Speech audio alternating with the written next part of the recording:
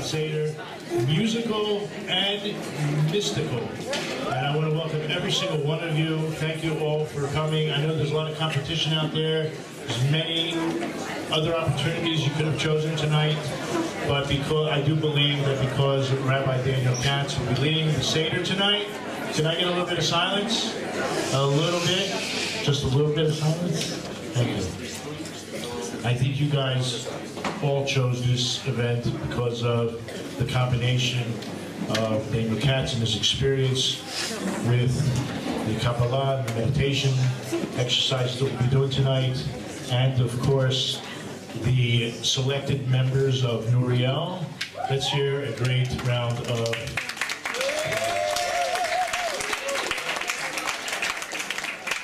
And I also want to mention you know that Yiboneh also and always provides quality programming. And that's another reason why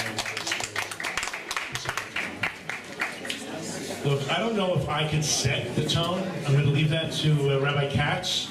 But I just wanted to make, say, an introduction of maybe 2 minutes, an idea. And why we chose Rabbi Katz for this evening.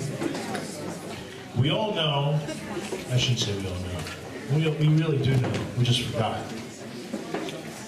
that all the potential that really could possibly exist is kind of wrapped up into a certain idea. And I'm going to just give a little bit of background. How many people are aware of the fact that 40 days before one is born, maybe even 40 days before you're actually conceived, a bas kol, a heavenly voice comes out and says, this person, Ploni, will be married to that person, Plonit. How many people are aware of this idea? Raise their hands. Okay, so when was the world created? The world was created, it's a machlokas. It's always the answer, right? The world was created either on the 1st of Nisan or the 1st of Tishrei. Was it really? Was the world, or was that was man? Okay, so we know that man was created on the 6th day of creation. And of course, there was a certain tree, hint, that kind of, let's say, changed the events of the world. But what happened? 5 days before, the world was created. So either on the 25th of Adar or the 25th of Elul. That's when the world was created, right? Man was created on the 6th day. 40 days, count, 40 days before the 25th of Adar. Okay, I'll help you guys out. It comes out to this evening. 40 days before the creation of the world was already a bas kol that came out and released or revealed potential, right? About a shidduch, about a zivug, about growth. So I just wanted to leave you. I really don't want to take time away from the rabbi. I just wanted to give him a little bit more time to prepare and to breathe and to get ready to share with you one of the most magnificent evenings. But we decided that because of the whole concept of elevation and reaching into one's potential, that this would be the greatest opportunity to bring Rabbi Katz to Katamon, to Baca, to the Jerome Colony, wherever you feel you are right now, because you're in the heart of all three. And this is really like the seed of potential for the rest of the year, and to really soar to the highest of highs. And without any further ado, I'm going to pass over the mic to Rabbi Katz.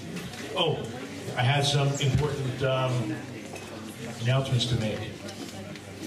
We wanted to thank all the volunteers that actually helped us.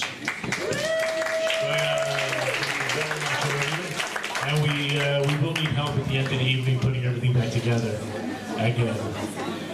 There were several generous contributors towards the Seder. We just wanted to mention them. Ilana Watson, Leslie Stoffel, Charlene Gilgoler, Stephen Marcia Gardner, Gary and Joyce Levin, and Sandy and Kenny Vernon. And I really want to thank my wife, because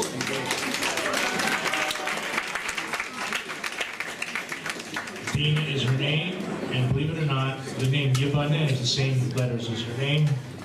Yiboneh, Yiboneh, Bina. Anyway, so with all that being said, Rabbi Katz.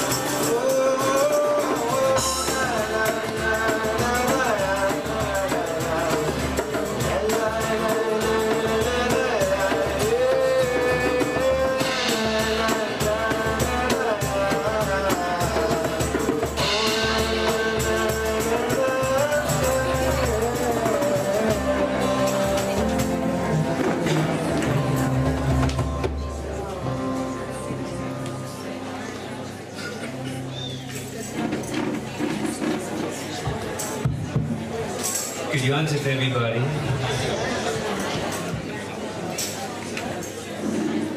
Good Yontif, everybody. Good Yontif, everybody. It's going to be one of those nights, huh?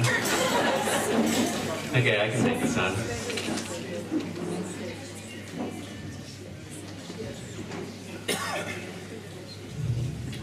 I understand what that Yontif was about, God giving to us Sinai. I understand that Yontif about taking us out of Egypt. I understand the year has a beginning, and that's Rosh Hashanah. We have to atone for our sins. But if there ever was a low concept Yontif, it's the Yontif where the sap comes into the tree. It's the Yontif where the hummus goes into the fridge.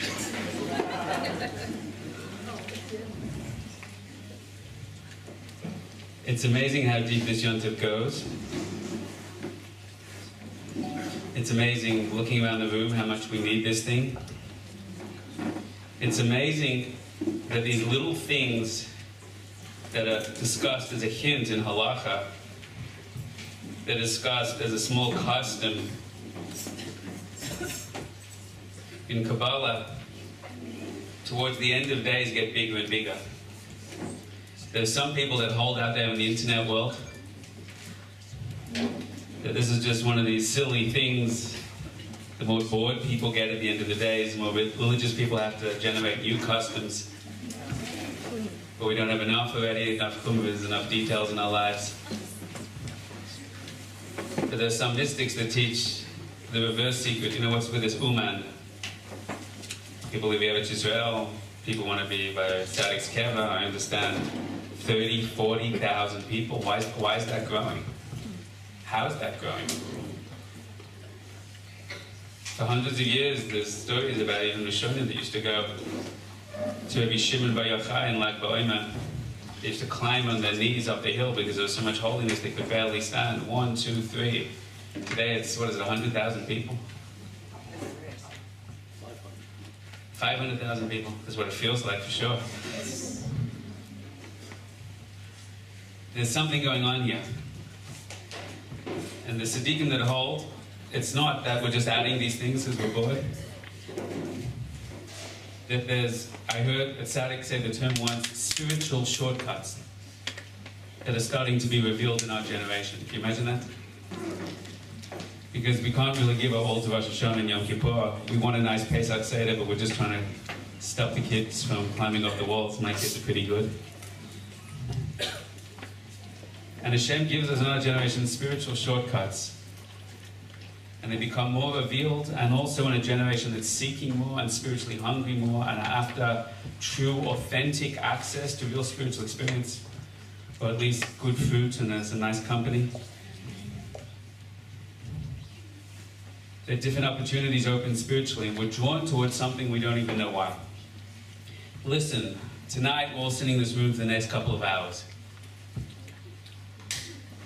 I don't really know what brought you here, but the doors are locked, so you can't leave. It's in my contract. I get some people are here because they're hungry and the food's good. I get some people are here because they like to be by the postings, all the good stuff that they do. I guess some people are here for singles night. Let's be real.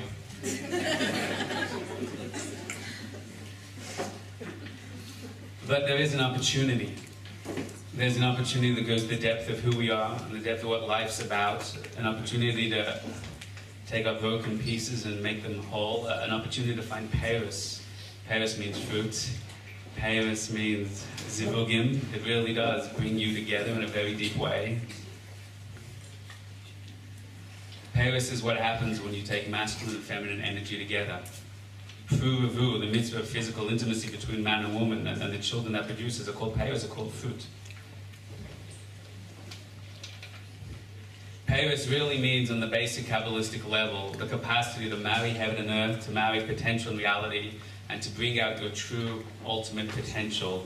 The reason we are all miserable in life, and we're all pretty miserable in life, is because there's a potential that we feel that we just can't get through. There's a potential we feel we just can't get out. If I'm teaching a class in New York, if I'm teaching a class in Los Angeles, that potential will be, I mean, you know what? You want that job, you want the career, you want the car, and you've got fears and you've got blocks, you've got anxiety, you don't believe in yourself enough. You know what? That's so superficial. It's also true. It's also true. But there's a deeper potential, an infinite potential called Tachlis HaChaim. The purpose of your life, and your life is only a small portion of the people in this room. The purpose of Am Yisrael's life. That there's something all of us here were supposed to be doing, which was far more profound and significant than all our daily fears and doubts and worries and concerns. And it says in Kabbalah in very nice sources, it says in Chesed in very nice sources, tonight is the night you can get that breakthrough. And the way we do that, crazily enough in our tradition, is eating lots of fruit. If ever there's a proof that God loves you, you don't have to do yoga, you don't have to tie yourself into a pretzel, you don't have to eat a pretzel, but not tie yourself in a pretzel. The reason I'm joking at the beginning rather than going in is because I see that I have to earn your trust and I have to earn your attention a little. We're being real together, aren't we, tonight? You have to know your crowd. So we're going to hand out a multiple choice sheet. We have the wonderful, gorgeous music of our Chevra over here. We have good food on the table. I'm happy to share a nice, inspiring story. You can eat some nice food, close your eyes, pretending you're making a person with Yiboneh. Then you can walk around the room, try and meet someone you think is your soulmate, not find anyone and go home depressed. Or we could do something a little deeper together. That involves you willing to go places in your head and heart you may not have been before. Usually the result is pretty awesome stuff, especially a room this size. The more consciousness, the more higher we can get and help each other. The option is totally on the table if there was any other room on the table. But I need you to decide for yourself what you want, because I'm not really here to be a policeman. And I would love to go on a journey together. And I would love to show you what a real Seder means. And I would love you to come on that journey. And I would love to help you, facilitate for you an opening in your heart and your soul. But I'm not here to impose that upon you. I can give you an invitation. I can show you some cool things to do with your mind. And we can see where it gets us. So I'm going to ask for your attention for the next 30 seconds to decide what you want. To choose your own adventure.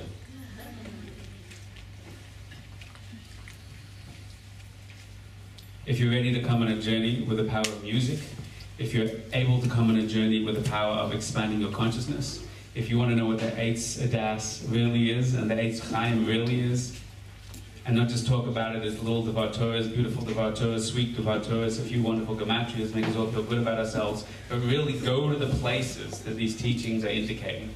We could do that tonight together. We could do that in the next 2 hours. We could let music carry us on its wings to take us higher. And we could let the spiritual energy within the food lift us up, and the power of the evening lift us up, and the power of the unity of this incredibly large group of people that want to come together. We can do that. The invitation's on the table. So I want you to decide. Are you willing to come with? So that means work.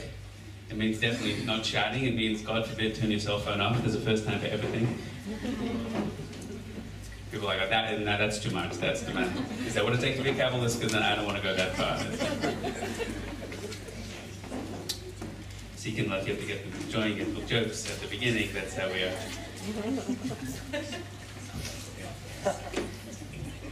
Might as well make a chinuch experience for everybody. Okay, Chevra. So opportunities on the table right now. Do you want the Tu B'Shvat Lights Seder?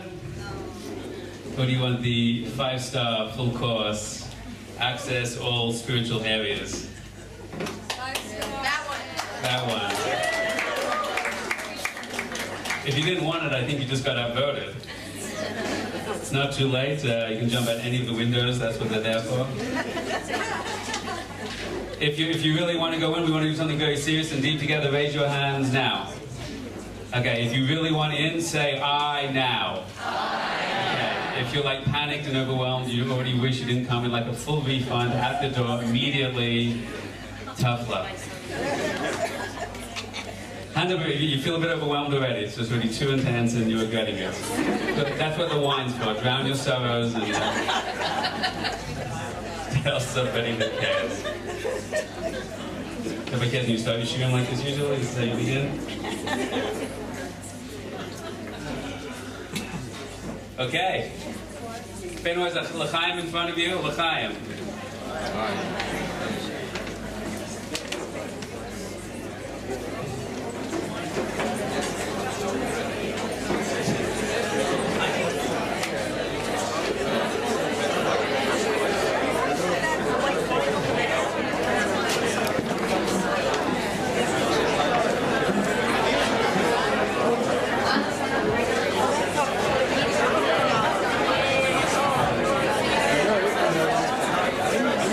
good music. I really play good music. You should. I appreciate it. I really appreciate it. It makes a big difference. Yeah, I know. I don't want to be in the camera anymore. In Kabbalah, there's a Seder and there's the Seder before the Seder. We don't actually start drinking the wine yet. We're going to start drinking the wine now, and I think that's going to help. Welcome to the latecomers.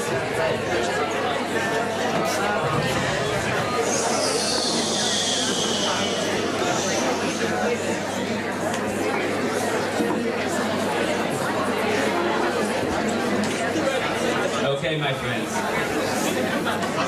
Let's begin at the beginning.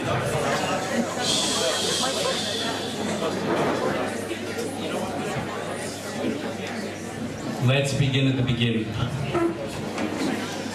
I want to begin with a little explanation of what we're doing here.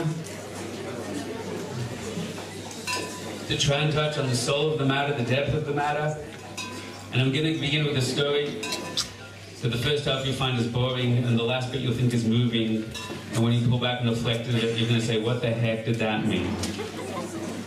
And then hopefully we'll spend the rest of the evening finding out. This is one of the most classic stories in all of Chassidus. It's one of the most classic stories in all of reality. And because we don't know what the story means, it means we don't know how to lead the lives that we're leading with success, with joy, with confidence, with faith. The story is about a king. Have you heard the story before?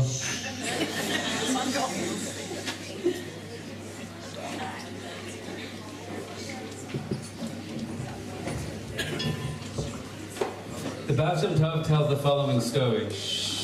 L'chaim. It's the story of a king. And the king loved his subjects very much. He loved his kingdom very much. But he wanted to know, how much did they love him? How much did they care for him? How much did they get who he was, what he stood for, and what he was giving them?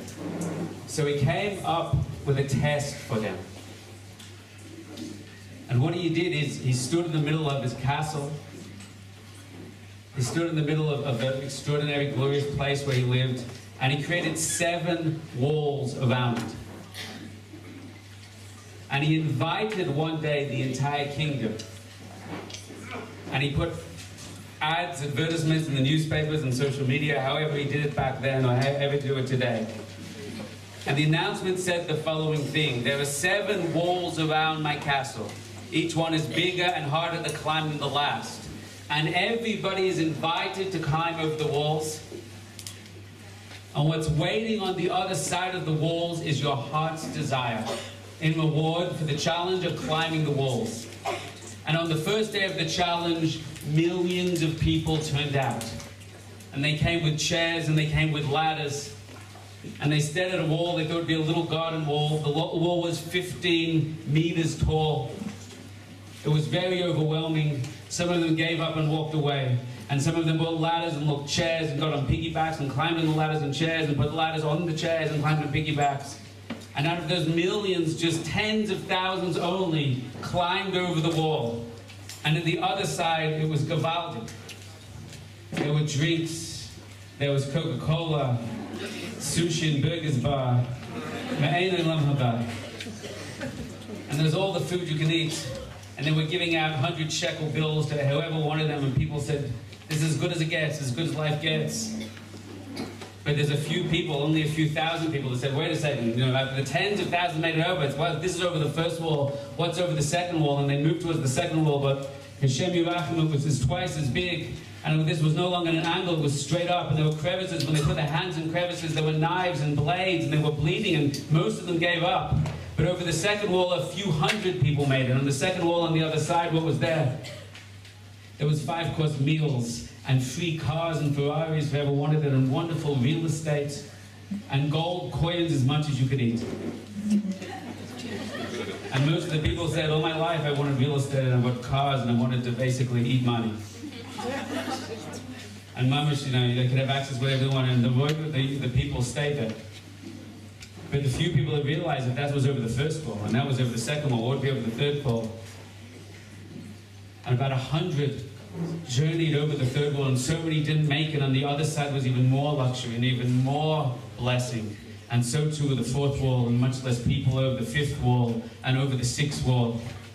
And finally, over the sixth wall, on the other side, there's two people that make it.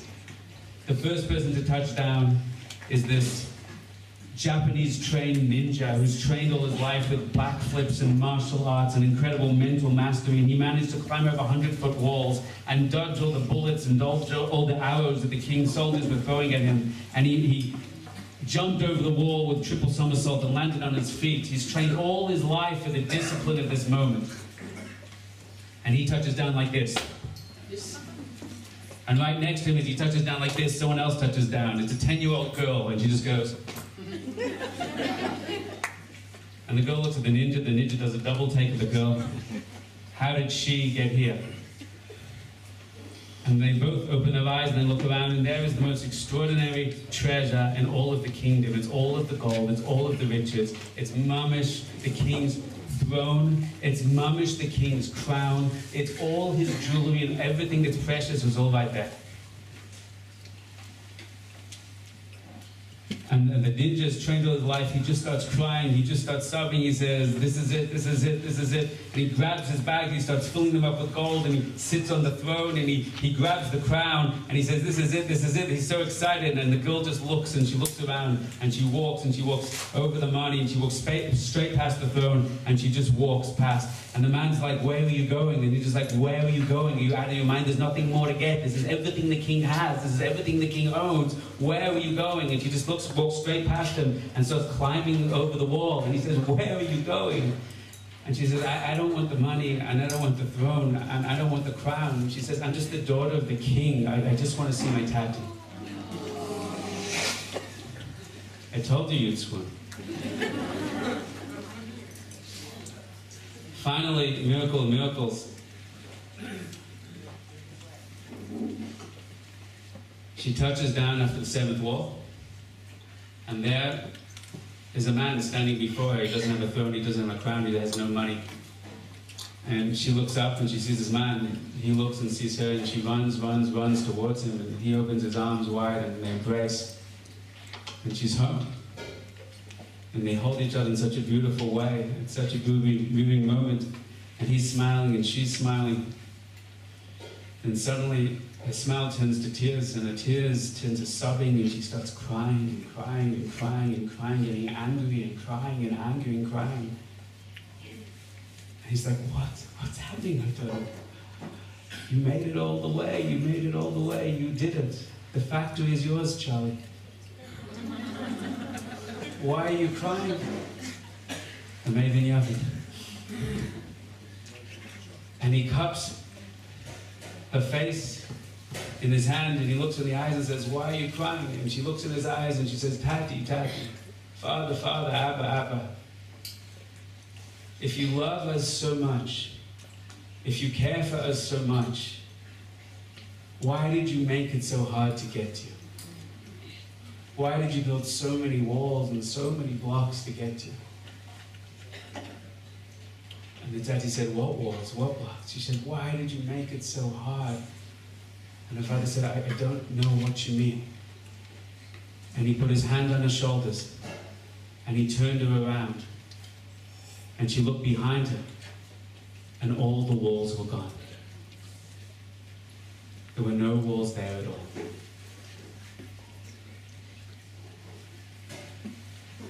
And that is the meaning of life.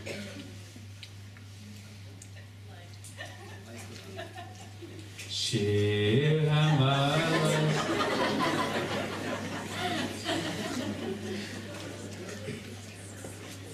It's beautiful, no? It's schwer, it's tough, no? What does this story mean? I understand we get over the blocks. Many of us don't understand we get over the blocks. Many of the people in this room right now are dealing with blocks and pain. Not just one abusive situation, one terrible challenge, financially, emotionally, religiously. Things they struggle with 1 day, 10 days, 1 year, 10 years, lifetime, and lifetimes. People in this room right now are feeling way past the end of their capacity to deal with those challenges. Now I understand what it means that, one day we'll overcome our obstacles. One day, maybe with enough therapy, maybe with enough breakthroughs, maybe with enough miracles, the pain will go away. But it's a lot of chutzpah to say it was never there in the first place. It's here now. I'm crying every day now. I'm suffering every day now. Your abuse was nothing. Your financial situation was nothing. That baby's crying about nothing. That's for sure true, but the other's a bit more troubling. This is the meaning of life. This is the meaning of Tu B'Shvat. That's the Tu B'Shvat story.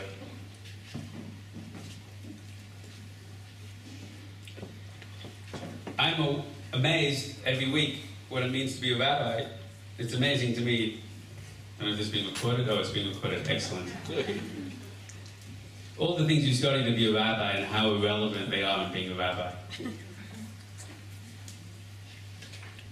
All the things you get tested on in being a rabbi. Not that I've studied or being tested, but how many halachas, how many gemaras. And the reality is, it's endless amount of people crying and crying and crying, and couples in pain, and people in challenges. And life is incredibly hard. And we live in a duality. The duality we live in is that the time of suffering, and there's a time of reward.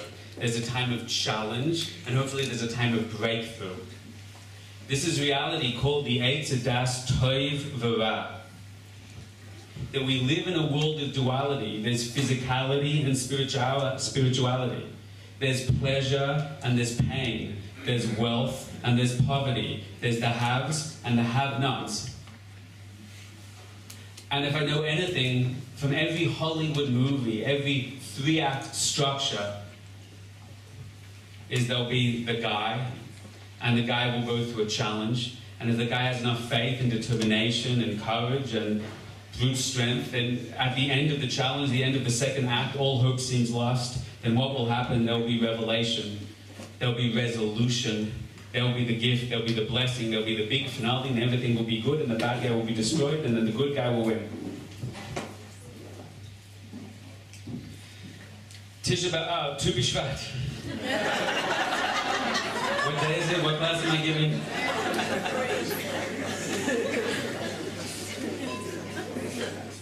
There's a reason those two are connected. Wait for it.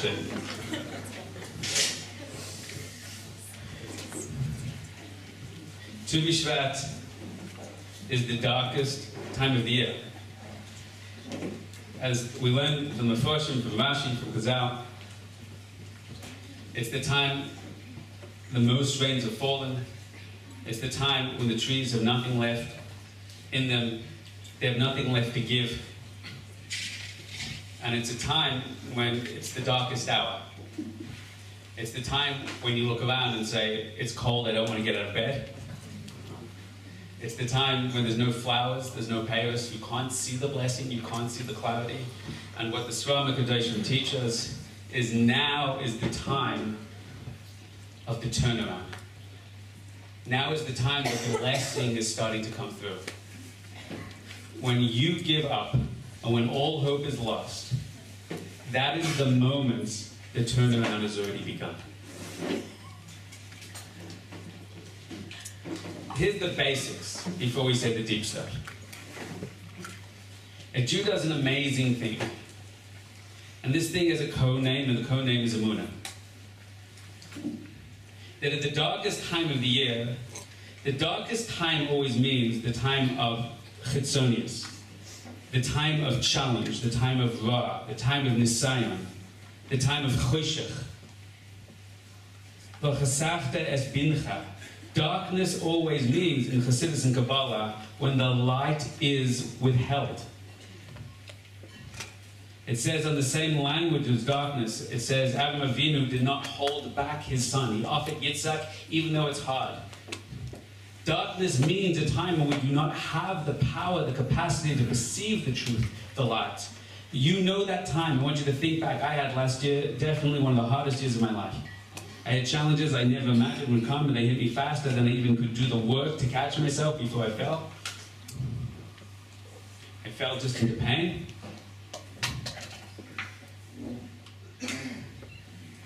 And when a person gets to that point, and we all get to that point, and the reason we all get to that point is because life is set up to get you to that point. Hands up in the last 2 years of your life, you can think of a moment like that for yourself. Hands up high. Let's see. I pretended to have something. I'm really perfect. I wanted to see if that would...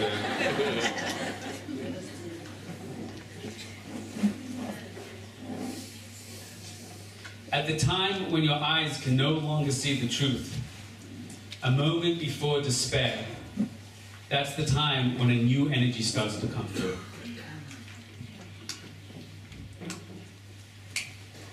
Ki ha'adam eitz ha'sada. The person is the tree. It's Rosh Hashanah le'ilan, as we know. It's tree, singular. The Eitz Chaim, the tree of life. The Ari HaKadosh says that on this day, as we eat the fruit, as we're going to learn now, as we're going to experience right now in a very, very deep way, more than intellect, more than information, more than data, but from a different state of consciousness than we usually function. If you're willing to come with me the next few minutes to achieve this, that we've been attacking on this day. This is so epic. It's going to be hard to explain it. We're going to try, and then we're going to give up and just enter into the experience of it. That when a person eats fruit on Tu B'Shvat, do you get the connection yet? In the ultimate darkness, and the ultimate pain, and the ultimate despair, then they fix them attacking the sin that Adam and Rishon done Gan Eden.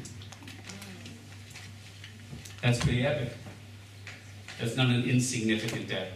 That's not an insignificant moment. What was the sin Adam did in Gan Eden? Obviously, this is the deepest of the deep. This is Seder. But to bring it down to our levels, to my level right now.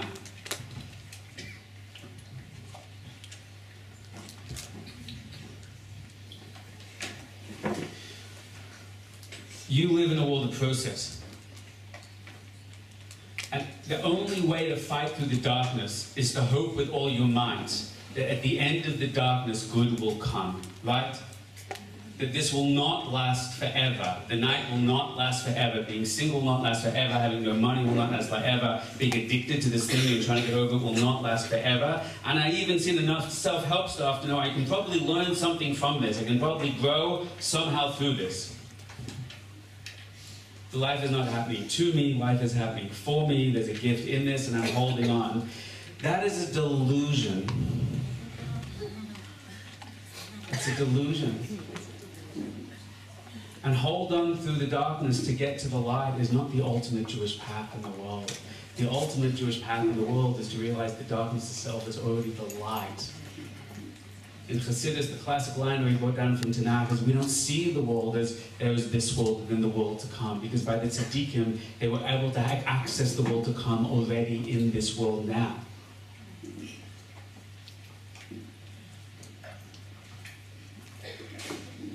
The Eitzadas Tovara talks about process and goal. I go through the darkness, and through the darkness I struggle and pain. At the end of the darkness I get to the light. So I want you to imagine what we're doing right now. The light, the revelation, the gift, whatever you get by going through that challenge, that's called the Paris. There's the man and the woman, they create a child. The creation of a child is called Pru Revu. It's the making of fruit. Fruit is what you get by combining masculine and feminine, Zaka and Nekeva, or V'choshech. The man gives over the seed. The woman takes that seed through a process of darkness. It gets fragmented, it gets fractured, the process of mitosis. And then the end of the birth process, if you come down from space, you didn't know what was happening. The woman is screaming, she's thrashing around the bed, and you think, this is not life, this is death. This woman was about to die. And in that moment, a child is born. In that moment, the goodness comes. So we think the struggle of life is the process to move through the challenges, to overcome the obstacles, to learn and grow to get to the end. But the secret of life, the secret of living in faith, if you realize that the process is only getting you to the goal, and every step of the process is changing you and shifting you and opening you to the goal, then that moment, if you get this deep enough and strong enough, and it hits you in your kishkas enough, then at that moment you access the goal even amidst the process. There are techniques today, not for immediate discussion, where women are taught meditational techniques and they no longer feel pain of birth in the same way. There are people that teach that. That is a Palladic thing, not just in consciousness, not just in meditation, but in history that should become possible.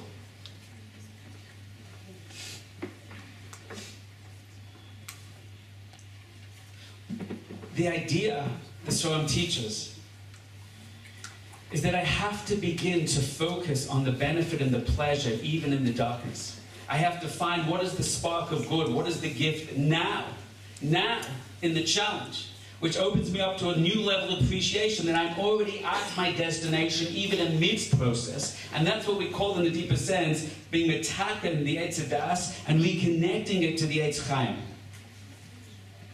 Hands up if you're following what I'm saying a little bit, even. Okay, it's a little hard to come out. I'm working. Thank you for working with me.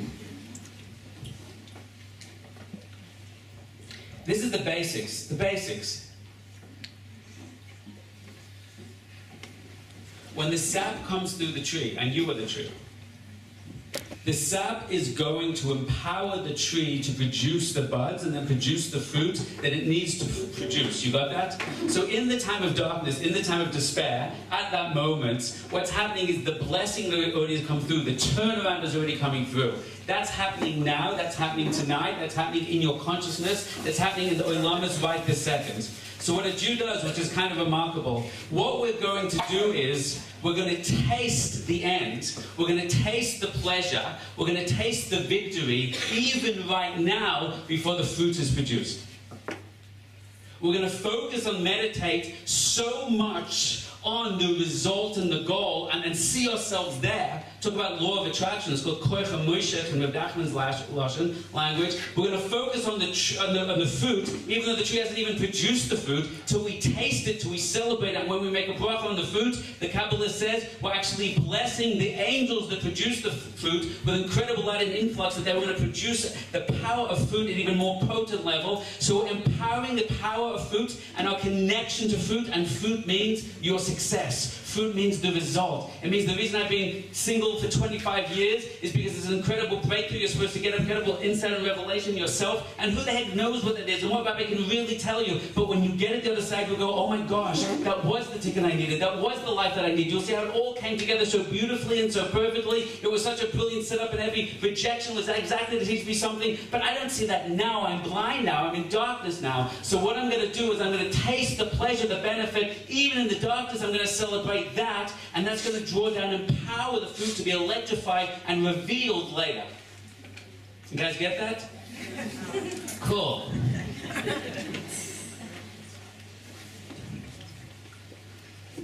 That's one.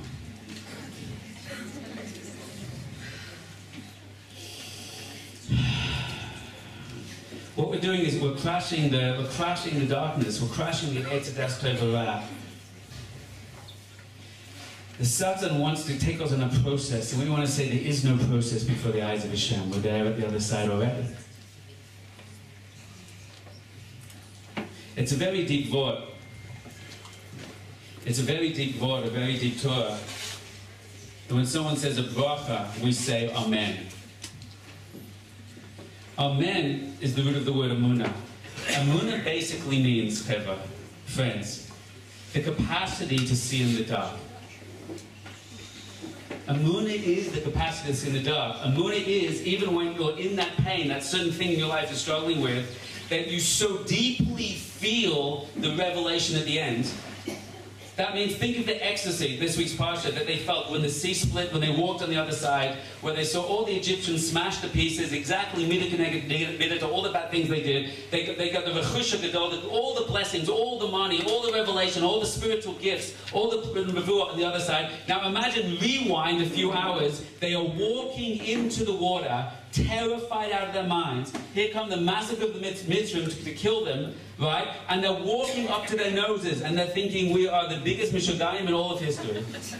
Now imagine in that moment of darkness, they're about to give up, and all of a sudden they would have a flash to the food. Why did they have to walk through that? Why did they have to go to the challenge? Because Hashem said, I showed you the miracles in Egypt. You get that? Yeah. You get that on King of the World? We get that, you King of the World. Let's see, you get it here. I get that you get it here, but do you get it here? So if you get it in the heart, and if the heart is the engine of the limbs, then tell your limbs to walk into the water as if the inevitable blessing, the inevitable fruit, the inevitable result is so clear to you, it's such a reality, that you could walk into the water and see it like it's already split. So you understand the capacity to do that means that even in the challenge, they're already on the other side. There is no process. We're already in tachlis. We're already in the end, even in the beginning. So that's what it means to eat fruit on Tu B'Shvat. What we're doing is at the darkest time of the year, when we're in confrontation, when we're in pain, when we're in the sign, when we're in test, we're being so real and profound with the result, the sweetness, the blessing, the goodness, that we're crushing the process. And we're future, time traveling, quantum leaping into the future, and we're bringing that back into the now. Therefore, all space is here, all time is now. There is no longer past, present, and future. The past, the present, and the future are really in the infinite now. And when we do that, when we electrify, then this is what happens. Everything goes after the beginning. When this blessing, when the sarat and the sap, when the energy is coming into you, to produce the fruits, how you fix your intent when it first comes in will empower its potency and capacity to give you fruit and blessing in the weeks to come. So we're going to feel and experience so deeply when we begin our meditation what's happening with this fruit, what's happening in our lives, that it's going to empower us to produce and to grow and to be fruitful and multiply in ruchnis and gashmis. And this is called Emunah. Emunah is nothing else than the capacity to crush the difference between the challenge and the result and experience them so now in the present that even in the darkness it's like light. Even in the night it's like day. Listen very carefully to this, Cheva. The root of the word Emunah is the word Amen, right? The Kabbalistic source of the idea of the infinite light and the infinite potential is the Shem Havaya. We all know the Shem Havaya. Yud and Hey and Vav and Hey. Numerical value 26. The key word that's used to describe Hashem's expression, not his infinite potential, but his expression, his manifestation, his revelation, is the Shem. I'll say it once to be clear. Adonai. Aleph Daled Nun Yud. Numerical value 65. When we put together, as we all know, the Gematria, 65 and 26 of those two names, the potential meets the reality, we get the number 91. 91 is the Amen, is the root of Emunah. Emunah means the potential and the reality, the challenge and the result, the struggle and the reward, all combined together. 91, as we all know, is the numerical value of Ilan, of tree. Because Ilan is the infinitely deep roots, the seed, the potential, fully grown, fully expressed until it goes all the way from inner potential into full expression, revelation of fruit. You got that? It says, you can see this in the Chumash, you can see this in Rashi, you can see this in Kabbalah, a very, very deep Torah, that before the Ched of Adam Arishon, there was no distinction between tree and fruit. You could taste the fruit in the tree. You could taste the fruit in the tree. What does that mean? Doesn't mean you get more bang for your buck in produce. What it means is that you could taste the reward and the blessing even in the process. Even from the seed, even from the beginning, and all the way through, even from the growing, the whole time you so much perceive the depth and the beauty and the benefit and the revelation. It was apparent to your perception, to your consciousness the whole time. That's called the Eitz HaChaim. That's true life. What is true life? Where everything that is coming at you, you see is so clearly for you. It's so much benefit and good. That the ultimate litmus test of Emunah, what's the ultimate litmus test in Emunah? I'm afraid to say this, I don't want to offend anyone. There's lots of fun people you can meet and they all say I have a lot of Emunah, I believe in God, and that's true until something challenging happens in their life. And it's possible that they can look and feel something like everybody else. Because we believe in Hashem here, but we don't believe in Hashem here. Now a word from my sponsor.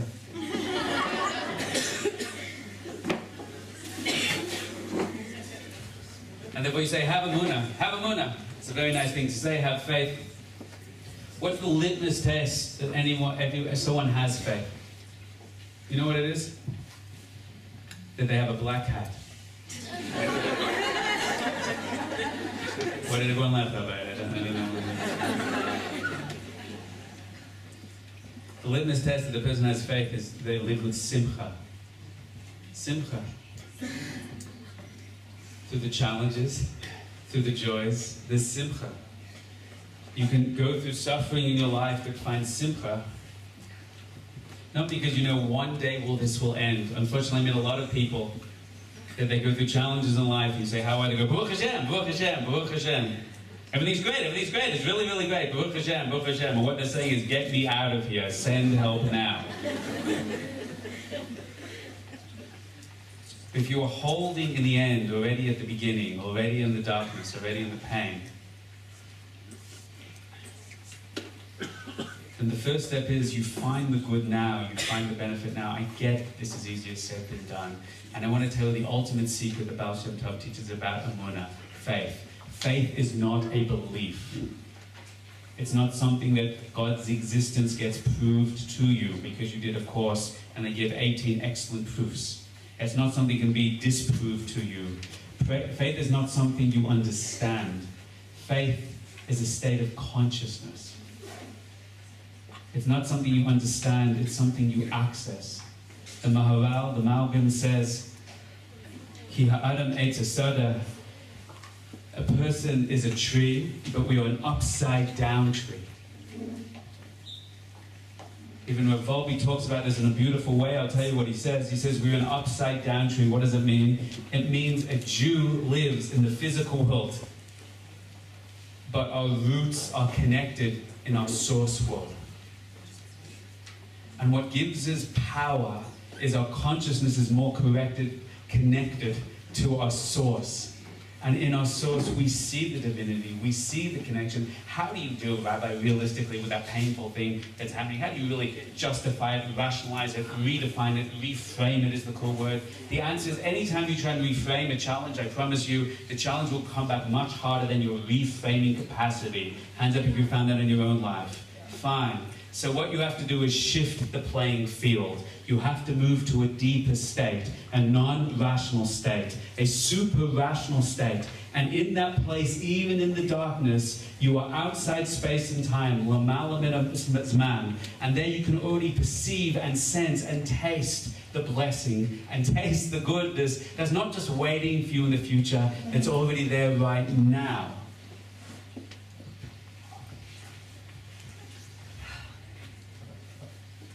So food is a very powerful thing. Look at the food on the table. That's the end game. That's pleasure. Pleasure is the end. Called Tanuk, pleasure. It's sweet. I understand Coca-Cola is sweeter, but they didn't have Coke when they came up with these items, so just bear with us.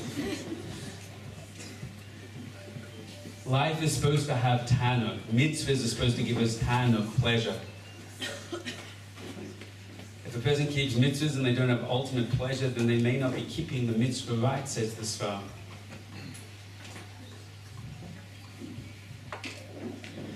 The fruit on the table in front of you has a peel. Do you see that peel? Perhaps you can't see it, but you've probably seen it before.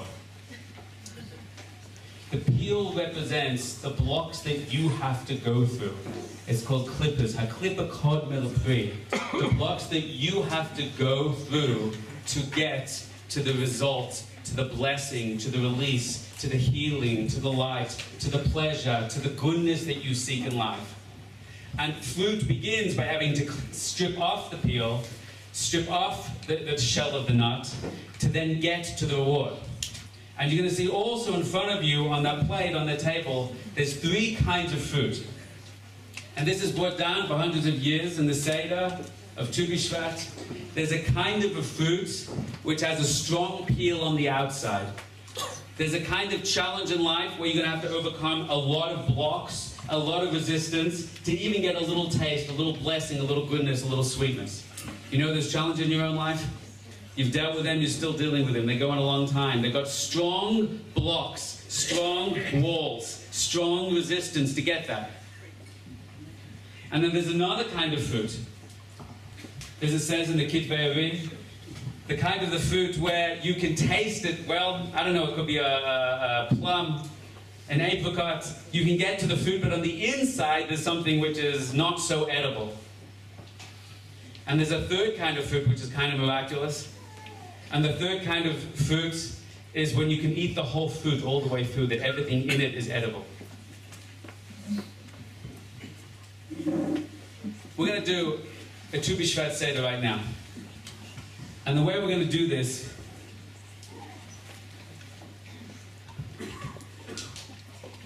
is I'm going to tell you what the Seder is.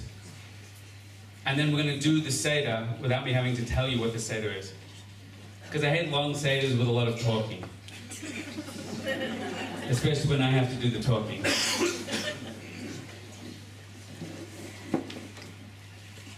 I'm going to tell you what the Seder is about. I'm going to blow you out of your bodies and put you in a deep state, following the instructions of the Baal Shem Tov and the Pizetz and the Rebbe and other Tzaddikim. And then we're going to move through the process. I'll talk you through it in real time. Hold off on the foods if you can handle that emotionally until we begin. If you can't, enjoy, b'vakasha. I'm going to tell you what we're going to do. We're going to get into a deep state of Devekus with the help of our musical friends, like our prophets, using the same techniques that they used at the beginning of their process of Yeshiva Das, of Devekus.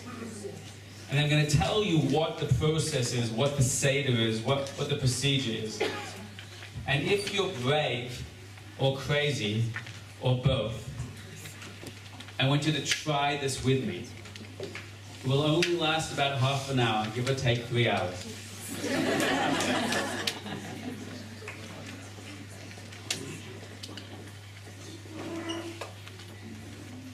This is what happens with the Seder. Listen carefully. There were 4 glasses of wine. Yes, you heard me. 4 glasses of wine.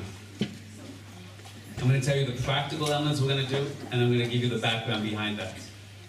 Number 1, the first glass of wine is purely white wine.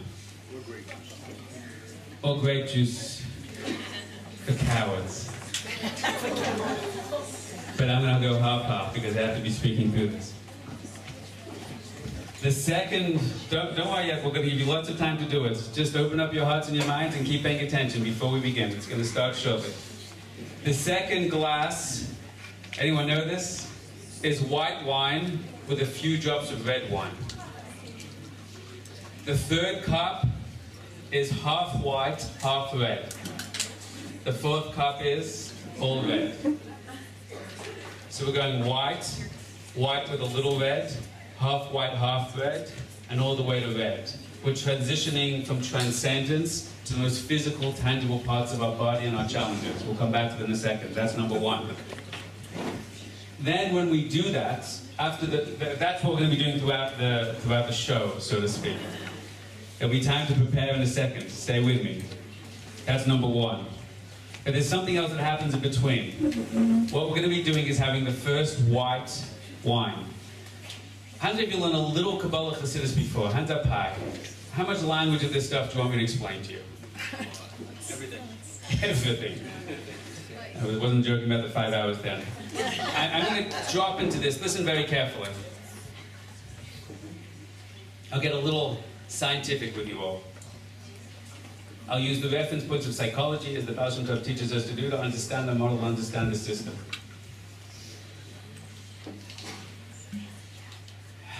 Here we go.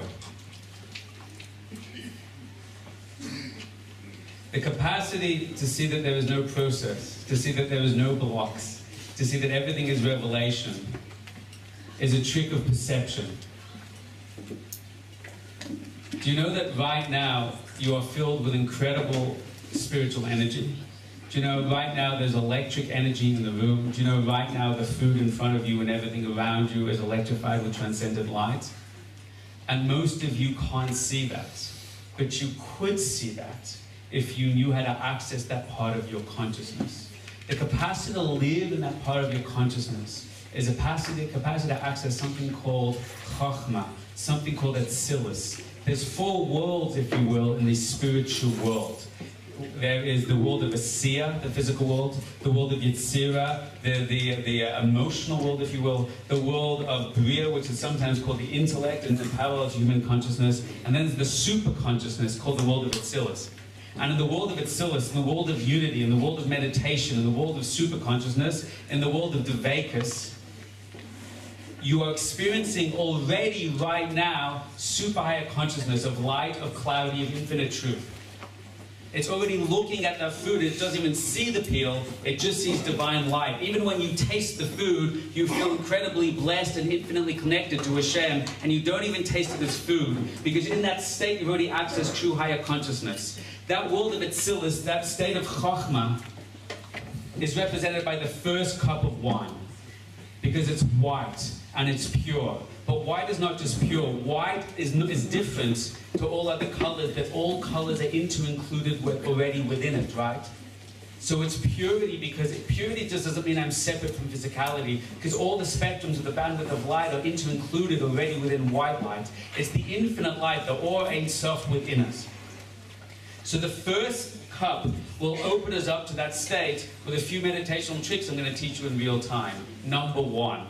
And then once we're in that state, we're going to partake from whatever we have in our plate, but we're going to get to it shortly, don't panic, assuming you haven't eaten it during this long, prolonged introduction. Whatever we have in the 7 fruits, the Shivas Minim of Eretz Yisrael. And the Shivas Minim represents the 7 elevated emotional states of the highest spiritual state. I understand that's very elongated kind of language. But you have in this desire, in this life, something that messes you up, and they're called our heart. And the heart loves, and it wants to love, but often it can love in a destructive way. Often it can desire negative things. Often it can love the wrong person the wrong way. But as Jews, we don't say negate the heart. As Jews, we say elevate the heart. What is the good capacity to love? What is the infinite capacity to connect, to unify, to bond, to build relationship in the highest, deepest, most gorgeous, rich way?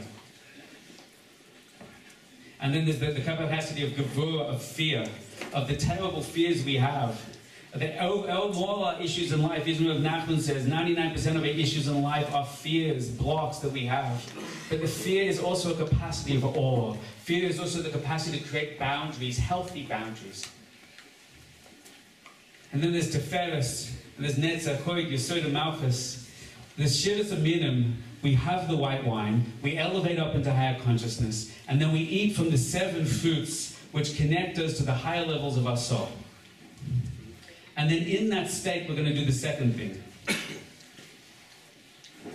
And this is where the fun begins. We're going to deal with the most physical challenges in our lives. This is what this forum teaches to do. The most physical challenges in life are the biggest blocks you have. The biggest physical obstacles that you have. And this is symbolized by the fruit. The fruit that has the hard shell on the outside and the fruit on the inside. And in a state of higher elevated consciousness, I don't know if we're going to pull this off, but we're sure going to try. We're going to pull onto our plates The nuts or things, I think they're here. I hope they're here. Rabbi, show me that they're here. Do we have things like this? He got the nuts without the shells. There's walnuts and almonds without the shells. Without the shells. Excellent. That is so deep. The Rabbi is removing all your blocks already. They're gone. That's exactly the Torah. There's nothing left to do. Thank you. That is whole. That's so holy. This is the holiest you could have ever been at. Then we're going to put those nuts in cups and break the cups. Interpretive Kabbalah piece coming soon.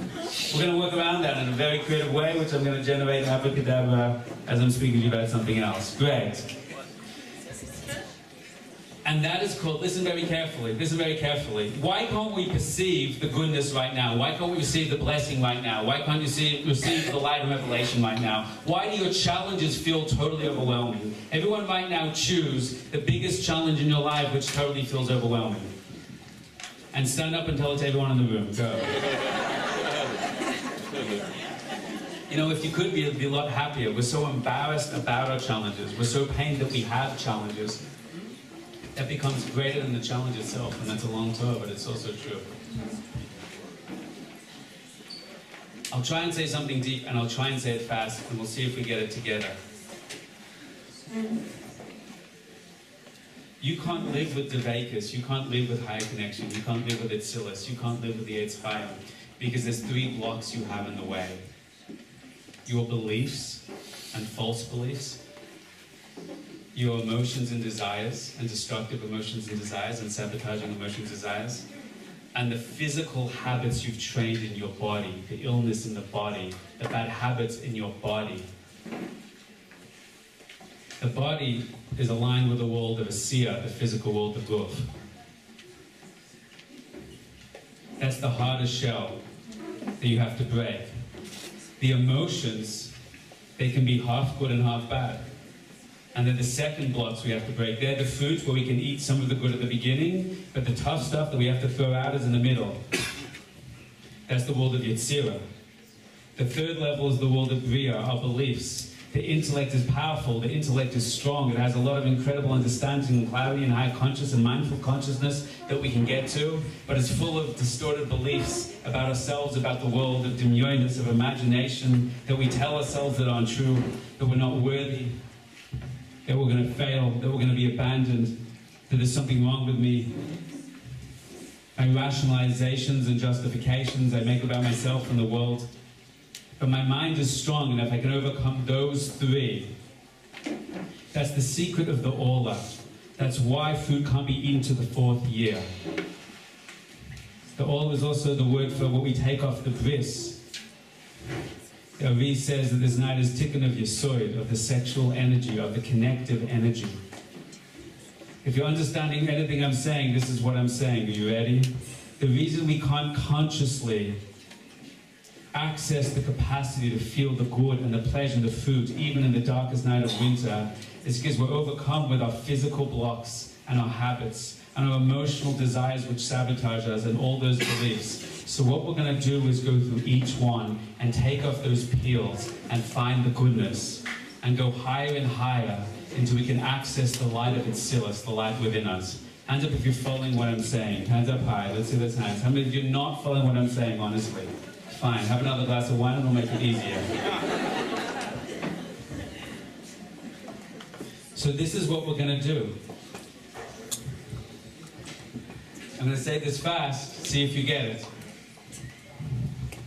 The white wine knocks us into Atzilus, highest consciousness.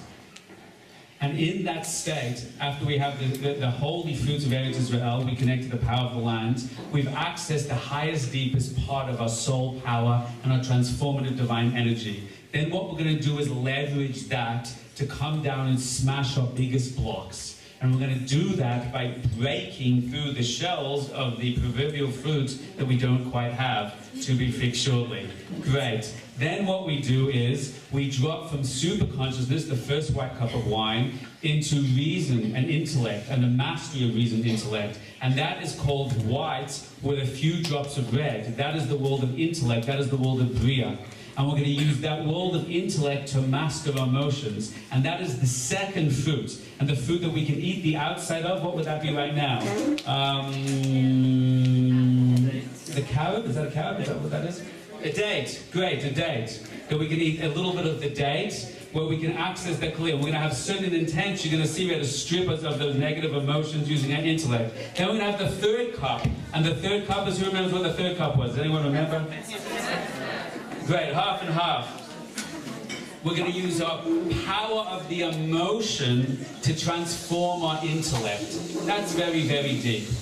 We understand what it means to use my soul power to overcome my body power. Maybe we understand with CBT, which is not what it means, but to use our intellect to refine our emotions. But we're going to use our emotions. See, that's the clippers that have to be removed. Then we're going to use our emotions to refine our intellect. The reason you believe and think what you believe and think is not because it's the truth. It's because you emotionally compel yourself to believe that or think. Most people do not have the capacity to believe what they believe because it's true. There are many times you will see in your own life that people around you are being nice to you now. When confronted with something is true, which they're not emotionally ready to hear, will not be able to receive that information. And have you seen that in your own life? Sometimes, I don't want to get into the politics of it, you see in the Me Too movement, all these kind of things, there's people that are aware of bad things going on, and they're unable to act to help others, even though they may care for others, even though they may disagree with what's going on, because they're afraid of consequence. And they can't even acknowledge the truth of the challenge of the situation. They can't even acknowledge that this person needs help or support. When your heart is pure, your mind becomes pure. When you overcome your fear and your doubts, your ego and your expectation, then suddenly truth becomes much more accessible. People that learn Torah but don't work on their heart will never access truth with all the Torah they learn. That's not my insight. The Baal Shem Tov says that. If Yisrael Salanta says that. The Gemara says that. The Gemara says, how's this an intense thing to say? That Torah can be at Sam Mavis or at Sam Chaim. Learning Torah can be an elixir of life or an elixir of death. Dependent on what? Where your heart is when you learn it. When your heart is open and connected and wants the truth, then you can understand the truth. And the final stage is we take red. Because when my soul is connected and my mind is pure and my heart is pure, the final cup is red, my friends. Red represents the physicality. What does red represent in Torah? Why are traffic lights red? Why is sexuality is always represented by the color red? It's well known, not just in halacha, but even in scientific studies about how much red stimulates the desire. It's a very deep thing. It's not really able to get into right now. But the basic idea is red is the first color that the soul interfaces with when it hits the physical world. Because the soul is in the blood, says the Torah. It's interesting that traffic lights should intuitively say stop, because the blood says to the soul, right, your full expression cannot be revealed here. And it's going to hold back on its spiritual capacity until we can purify our body, until we can purify our heart, until we can purify our mind. then the sap, the blessing can run in, and then I am open to the doors of my perception, and I'm able to see the goodness even in the challenge. In fact, I no longer see the challenge, I only see the blessing and revelation, even by Shehu Sham, even when I'm in the challenge. Because what blocks me from seeing good, what blocks me from seeing light, is my false beliefs. Everything's bad, I'm going to go down, everything's a struggle, I'm overwhelmed. Is my fear, is my ego, is my lust. Desire destroys your capacity to perceive the truth. Desire destroys your capacity to perceive the truth. Is my habits. I know I should be doing it, but I'm so ingrained in my body, I'm so sick. The mystics say that physical sickness comes from a lack of faith in the body.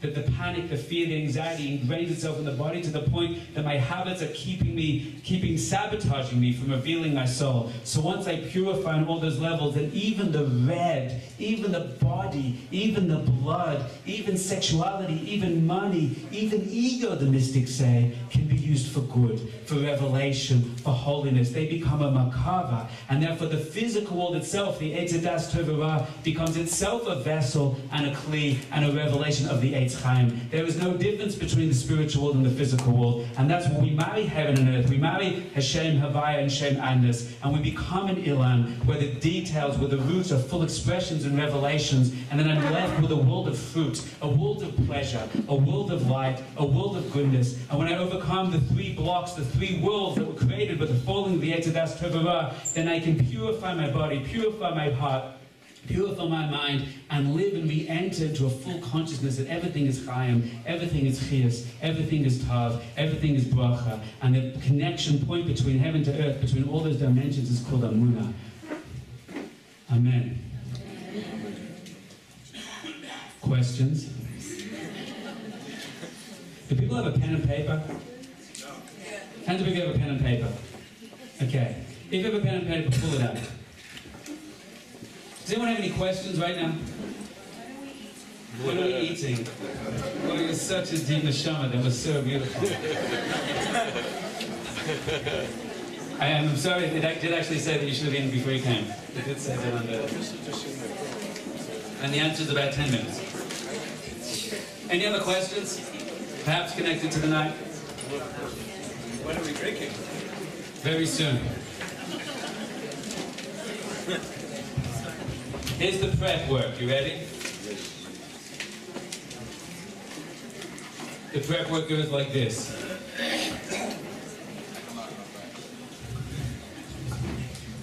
Number one, I need everybody to write down the side of the page 1, 2, 3, 4. The numbers 1, 2, 3, and 4.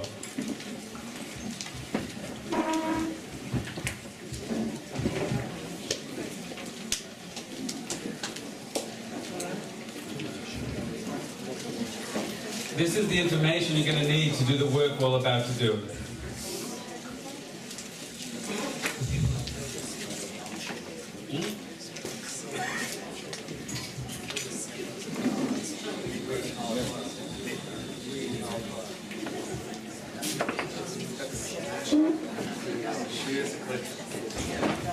Number one, I want everybody right now to think of a moment in your life where you felt incredible love. Ideally that someone loved you. It could be God, it could be a person, it could be your partner, it could be a parent, it could be anyone, anywhere. Of incredible love where you felt tremendously loved. Either they loved you or you loved them. I just want you to write 1, 2, or 3 words about remember that moment.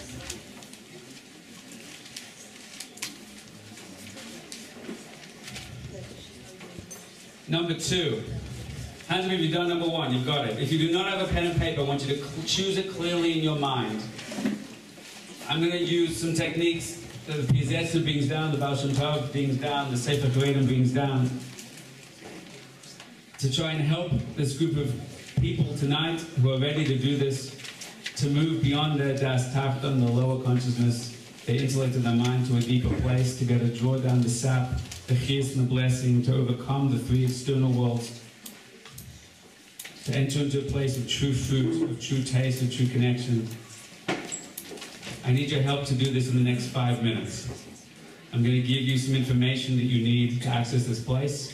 I'm going to talk you through it, and you're going to do it together. I don't know what will happen, but if we're open to something extraordinary, we just may merit it. Hands up, you've written the first one. We've got it in your mind very clearly. Love. One time you felt real love in life. Hands up high. Hands up if you do not have a reference point for that. Okay? Keep thinking of it. See if you can find it. Number 2. I want you right now to write a second reference point right now of a time in your life where you felt tremendous love. Another example. Another example of deep love, of deeply appreciated, deeply connected to another person.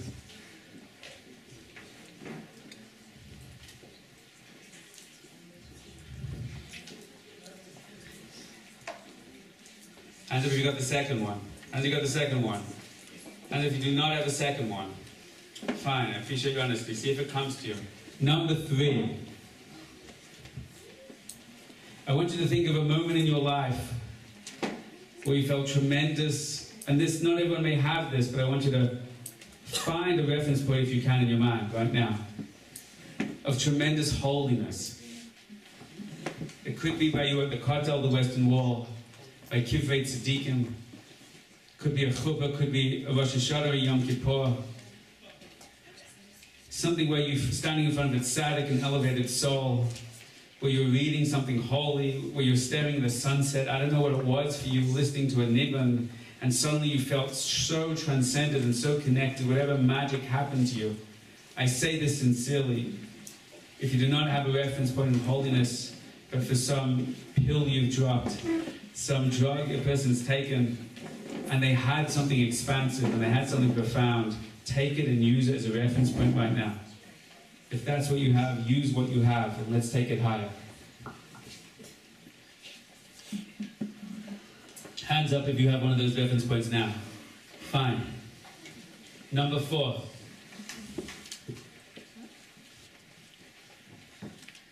I want you to think of a time in your life, the last one, of awe. Something that left you truly awestruck. For some people it's camping or hiking in a desert and lying on their back under 1,000 stars, 1,000,000 stars, 1,000,000,000,000 stars, and they have that one moment. It's not just staring at a bunch of lights in the sky, of realizing they are so small and the universe is so infinite, and they feel so awestruck in awe, somewhere in nature, somewhere where you just felt awe, how extraordinary reality is, how infinitely small it is, and how we are, and how infinitely huge Hashem is and the world is, where you were truly awestruck. Write that down, number 4.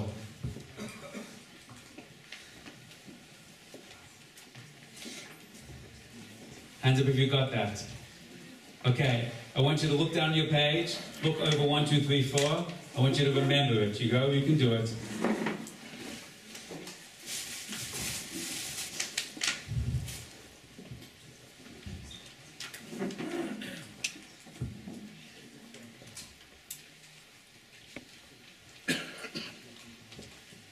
Great. That's the first setup we need. The next setup we need is the following things, my friends. I want you to write under that a separate section. I want you to write 1, 2, 3.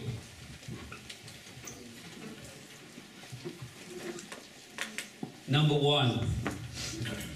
What is the biggest block holding you back in your beliefs? That you believe about yourself, that you believe about the world, that you believe about life and reality. The deeper you go, the realer you are right now, the more powerful the result.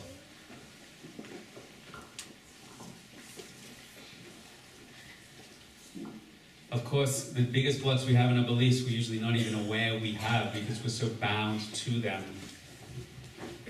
So find the courage and ask for the blessing and see if you can find one. Ask if you know what one is. Okay, write it down, number 1.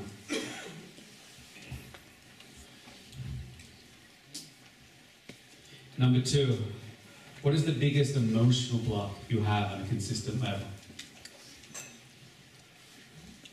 Anger, fear, anxiety, ego. What sabotages you most of the time? What's that thing you've worked through for so long, and you can't get it? You can't crack it.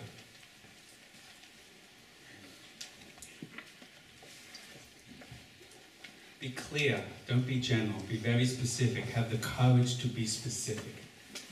It takes great courage to be specific. Hands up if you've got it. Would anyone dare enough just to say what their one thing is? Yes? Fear of not being loved or approved of. A fear of not being loved or? Or approved of. Approved of. A fear of rejection, a fear of not being able to connect. What's that? All the same, yeah. Thank you for saying that. You're the only one that has that, of course. This whole thing's just an intervention to get you to say that. Anyone else care to share one?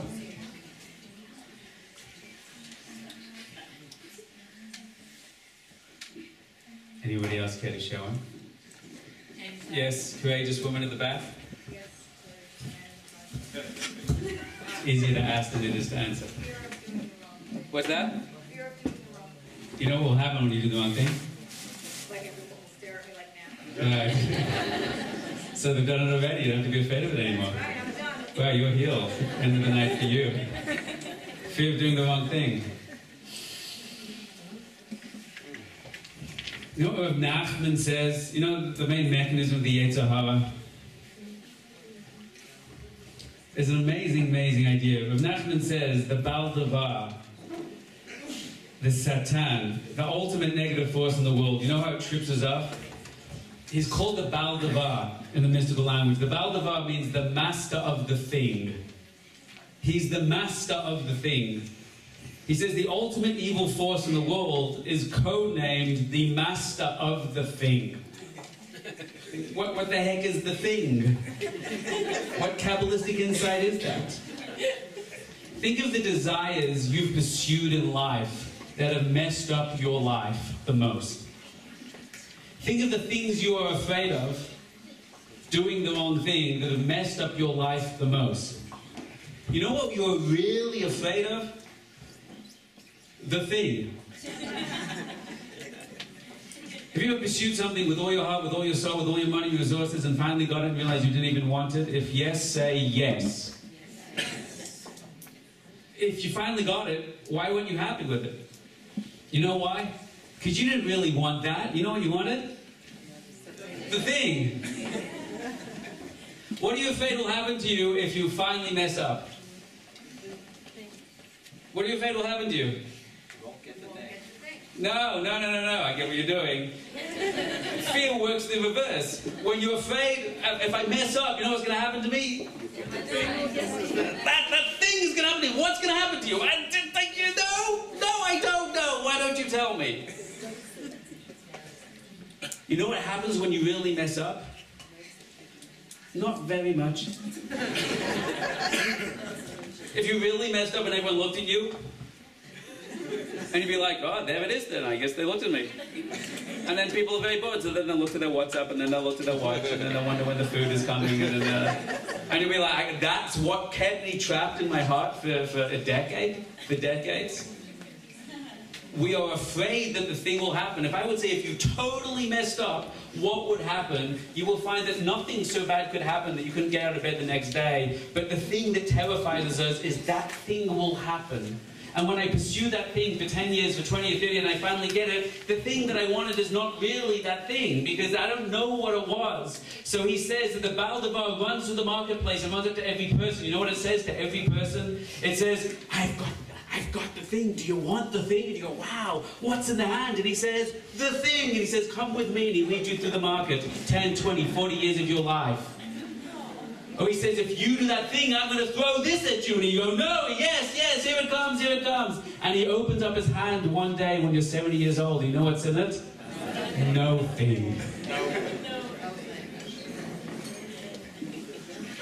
And you go, where did it go? That's the peel. That's the peel. That's what keeps us away from the fruit. That's the fear that keeps us away from the fruit. They're the desires that keep us away from the fruit. We have to pierce through it. We have to see what's in it. Last thing, number 3. Number 3, physical block. In your life, in your body, that thing that you just can't get out of because your life has been set up that way. That thing that's in your body that you're so conditioned physically. In your actions. Everyone write down Facebook and social media, and you're lying if you don't. So for some people I appreciate it's worse, whatever the addiction is, whatever the physical response is, whatever that life situation. Okay, Rabbi, I get that I can change my mind, I can get that I can change my heart, but that life situation is just a reality. As if there's a reality outside of Hashem. It's just a peel that needs to be stripped off. And I'm out of the darkness, I'm already in the light, through the eyes of Emunah, through the eyes of seeing the connection between heaven and earth, through the eyes of the Yetz Chaim, through the eyes of tasting the fruit even in the darkness. And I crashed the distance and realized they were all one right now. Hands up, we've got number 3. Okay, fine. Anyone care to share? Wait, I have a question. Before we get to questions. When you ask someone to share, they'll go terrified. You have to sit there quietly for 30 seconds and to process that. When you ask a question, they go, phew, that's a relief. Becky? I feel like my gluten thing, my celiac thing, is a physical thing that's very spiritually connected, and it has to do with my anxiety. How do you connect the two? I'm not sure. I've been working for the last 10 years to try to connect them. Right. I feel like I probably shoved down a lot of my own personal insecurities and anxieties, and they've been manifesting in my gut, and that's how they now show up physically. How many people, as a quick show of hands in the room, have been dealing with some kind of physical ailment for multiple years that they haven't been able to shake off? Keep your hands up high. How many of those people are convinced it's physical and not emotional? Keep your hands up. How many of those people sense that the physicality is deeply connected to the emotional? Put your hands up. So Becky made a big leap that there's probably connection between the two.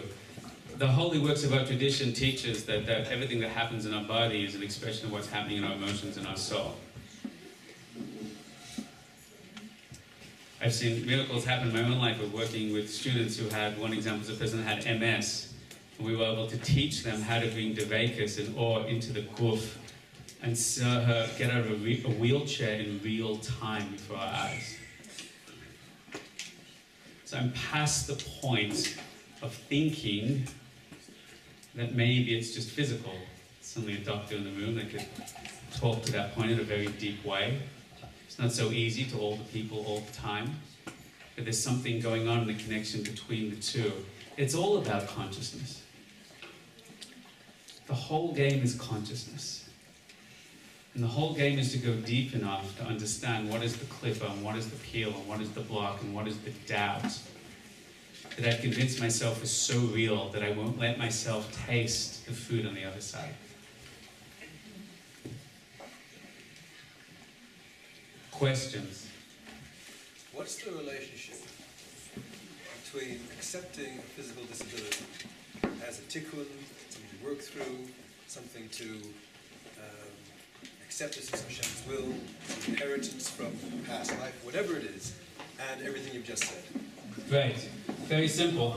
The first step is acceptance, and then the second step is to turn it around. I think it is.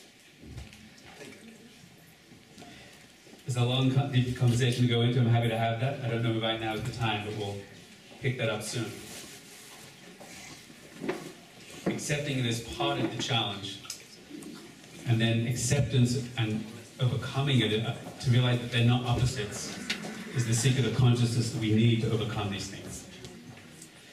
My friends, are you ready? Can everyone stand up for me for a second?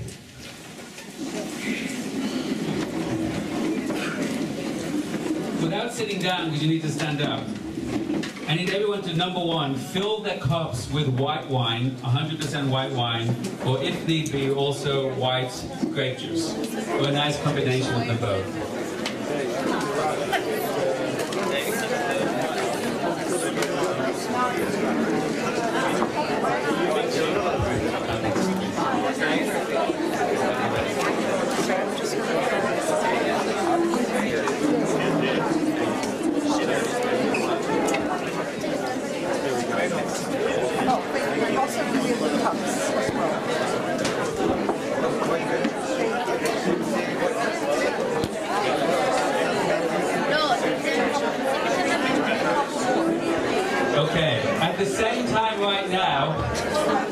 I want everyone to look around from any of the fruit of the Shiva Samina that you see in front of you and put that on your plate. That could be pita, wheat, that could be olives, that could be dates. I think that's our selection tonight.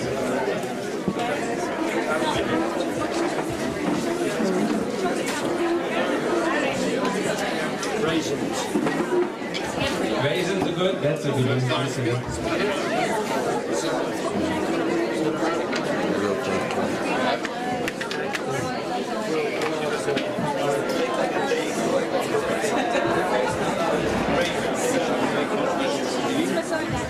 Okay. I hope you've got your white wine, as much wine as you can handle. The wine helps in this avoda. Great, thank you.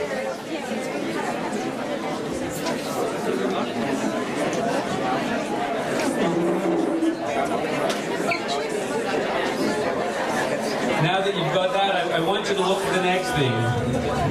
I want you to look to a fruit or a nut that has a hard peel on the outside. I see how it's all being prepared. Ideally something that hasn't even been opened, but we're going to pretend that it's great to have it already open.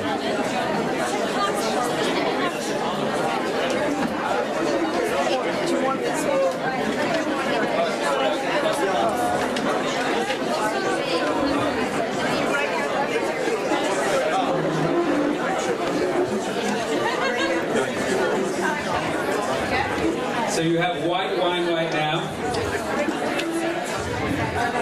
and then you have anything from the fruit of Eretz Israel.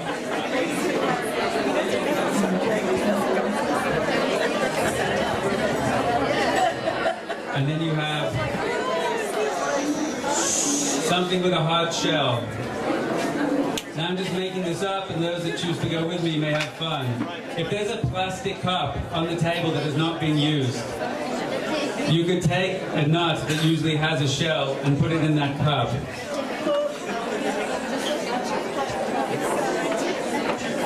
You could take a nut that's usually in a shell, and you could put it in a cup. Raise your hands if you've done those steps. Raise your hands high if you've done those steps. If you've done those steps, raise your hand. Raise your hand, okay? Great, you can sit down right now then.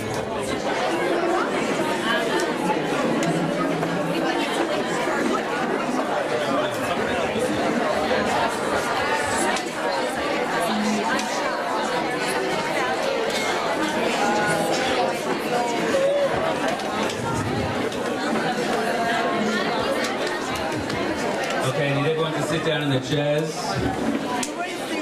Oh, that's pretty cool. I need everyone to turn off their cell phones.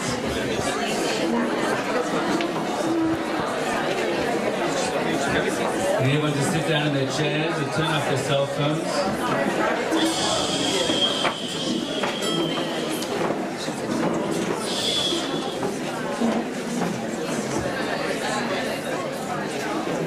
And we're going to begin a process together right now. Ladies and gentlemen, I'll tell you what I've learned. It's hard to do a big Tu B'Shvat Seder with a lot of people. A lot of people especially don't know each other. They're here for different reasons. All good reasons, but different reasons. But nevertheless, the Tu B'Shvat 2018 this year, we're all here in this room right now. Some of us are into meditation, some of us are not into meditation. Some of us know what that word means, some of us don't actually know what that word means, some of us want to find out, some of us don't want to find out. This is what I want to say to you, and I say this with all my heart. As we sit here in this room, there is an energy coming through from the highest spiritual world,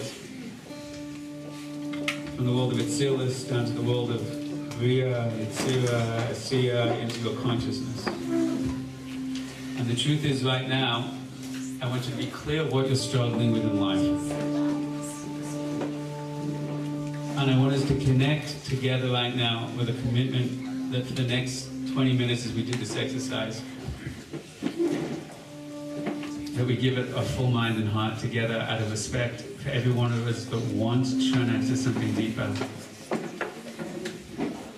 Every one of us has paid hard-earned money to be in the room.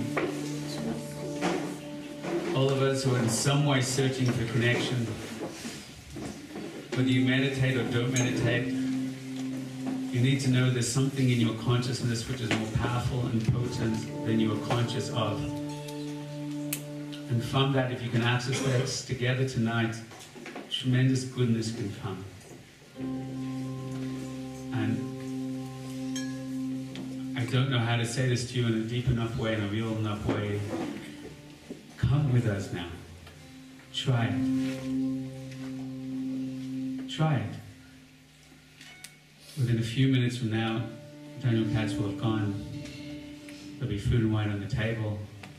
And if it was so painful and terrible, we'll forget about it and drown our sorrows in wine or something. And some of you are sitting there going, how long does this last? The answer is forever. But try stepping into it with us together. I'm in my joking zone because I realize we're not all here yet. So it's my way of kind of trying to connect or reach out, be real.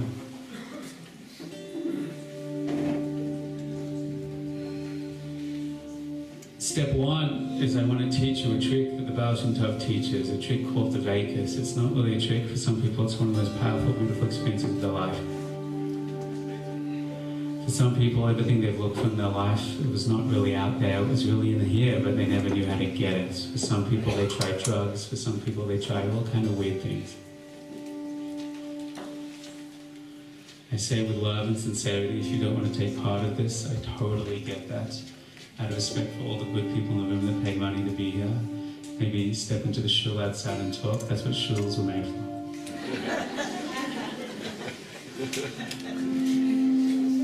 The laughter beats together. It's a good start. I'm going to talk you through something now. This is not a guided visualization, but I'm just using my awareness of the mystical writings, understanding of consciousness, to take you to a place within you, to try and experience something more. There are some things I may say to you that you may not understand why I'm saying that. You may go, that's pretty weird. And I'm asking you just to play.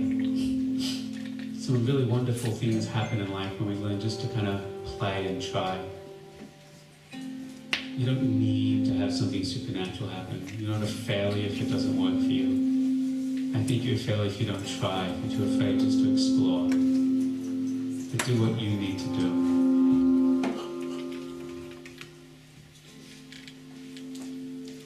First, we need to focus our mind, focus our heart. I want everyone to take the white wine in their hand. I want everyone to look at that wine. This comes from Eretz Israel. You know what a complete miracle it is, we're all sitting here in Eretz Israel, connected to the land, different kippahs and no kippahs, and different paths and journeys from almost the four corners of the world. And we're drinking something that came from how many people died that we can sit here today. How many people struggled to build this land, to drain the swamps, to plant the vineyards, to make the land fruitful again. That is insane how extraordinary it is, this little cup of wine we're holding in our hands. And there's a blessing in this wine. Nichnas yain yetzei soy. You know when you take down that wine and your heart opens up a little and your mind opens up a little? Let's use that and ride that wave to go beyond mind and heart.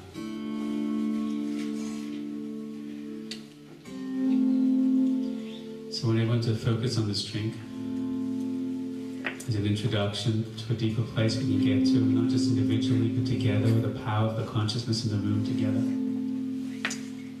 want you to think of the land and the energy of the land invested in this drink. We're going to make a bracha, parade for your Glassman. When you drink it, close your eyes and feel its warmth in your body. Be conscious of the happiness that opens up in your heart. And be aware that's what it was created to do. To open our hearts together and our minds together.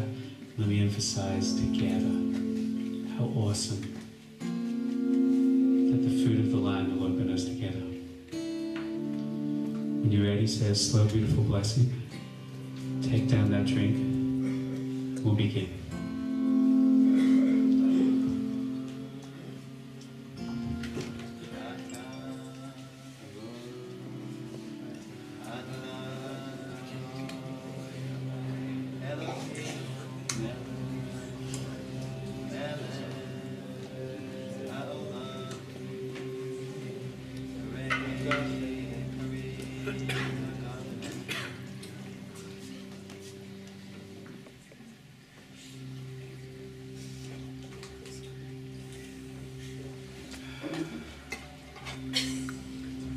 Here we go. Sit back in your chair.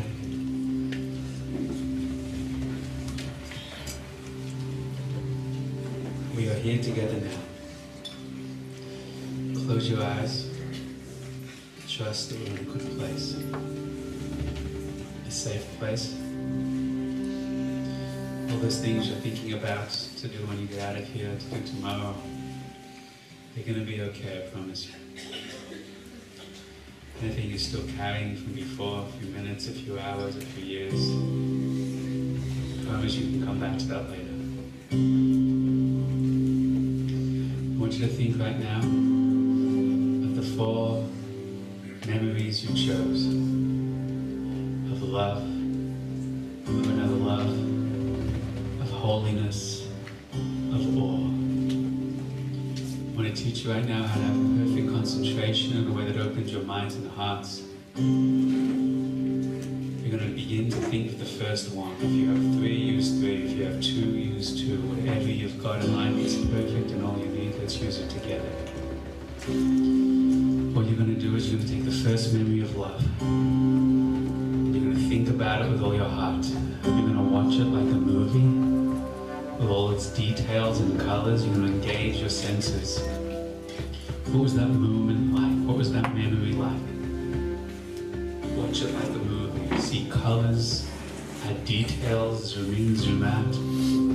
Find the most amazing and potent moment where that love hit your heart deep. Rewind and play, rewind and play.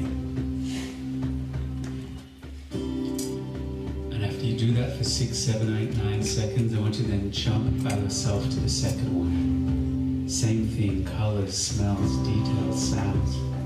Watch it and rewind. Find the story and then find the most potent moment and watch it again. After 7, 8, 9 seconds, you're going to leap to the memory of holiness. You're going to connect to that holiness, that beautiful memory. You're going to feel the holiness. See it, smell it, know it. After 7, 8, 9 seconds, you're going to go to the 4th one, or when you do all 4, you're going to cycle back to the first one, 7, 8, 9 seconds, the second one, 7, 8, 9 seconds, around and around and around, feeling, sensing, watching, awakening, go.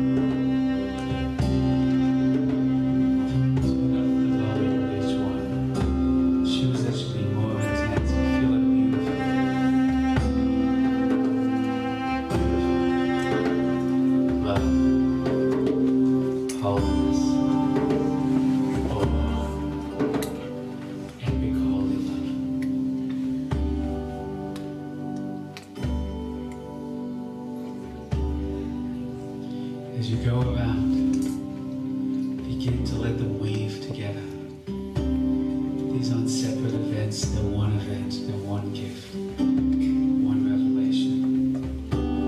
Sense how there's love in the awe, how there's awe in the love, how there's holiness in love, how there's love in holiness.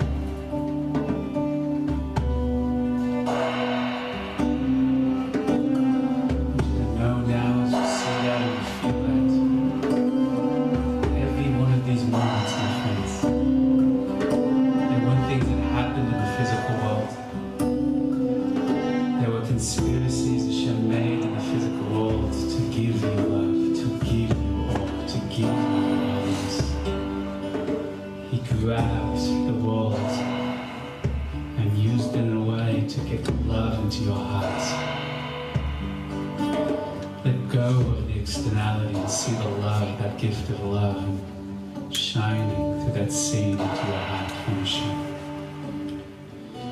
Focus on the awe of the stars, the awe that you see. There's no stars, there's no details. Hashem wants you to know His awe. How awesome, how small we are. He set up that moment for you. So you get it, so you feel it, so you know it.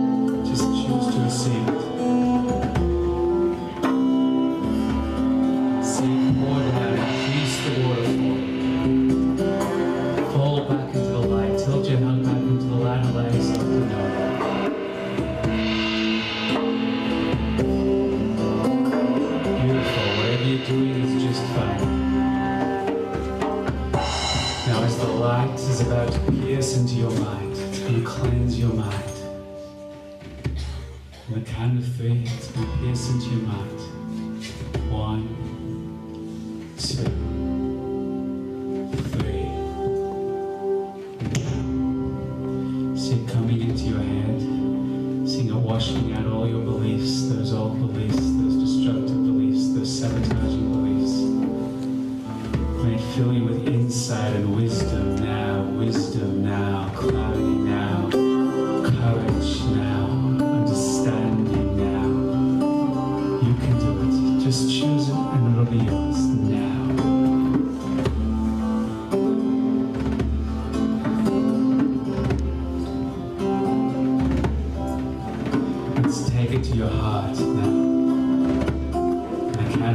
going to pierce into your heart. 1, 2, now. Fills you with love, with courage, with power, with dignity, with truth in your heart. Expand it out.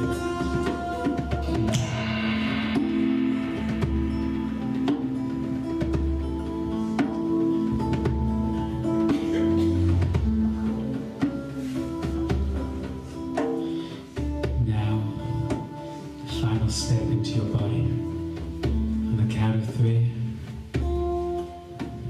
it moves into your body from your heart and pulses and pumps through every artery, through every vein.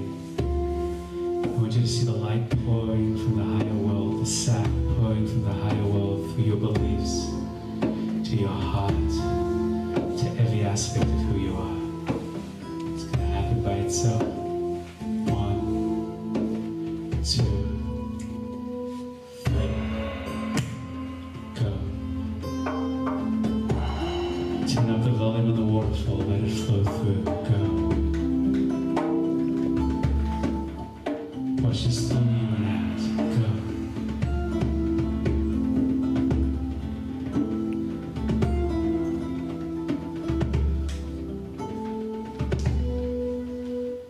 Now trust me in what we're going to do.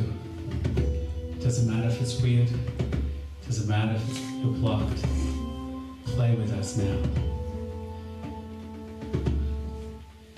If we want to increase the power, there's a limit to what we can do alone.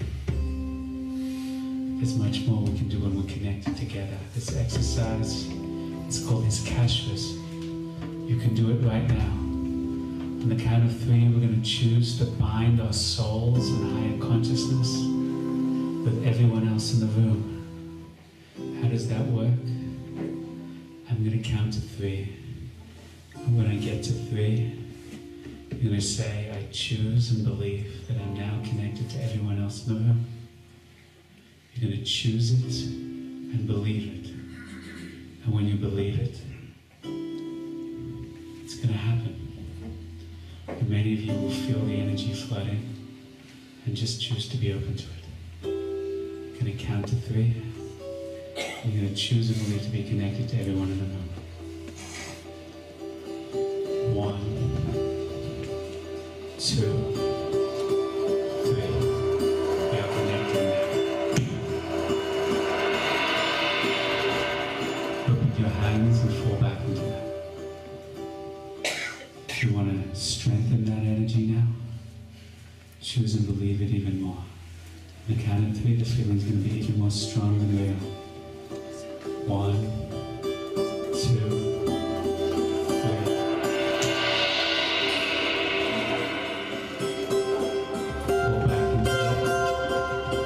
Trust that. This time I want you to open right now to any thoughts and beliefs, any fears and doubts that people have. You're going to become aware of them. Accept them and hold space for them. Allow Hashem to shine His light in them. 1, 2, 3, go.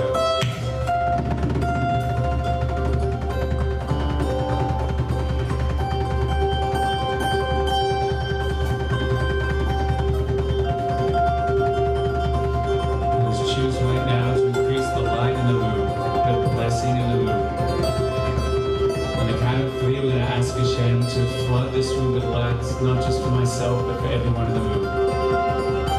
1, 2, 3. Choose and believe that He can, and will double and triple right now. 1, 2, 3. Choose and believe it now. Increase the light more. 1, 2, 3 now. See the light surrounding the room and flooding the room. Use your imagination to truth your soul now.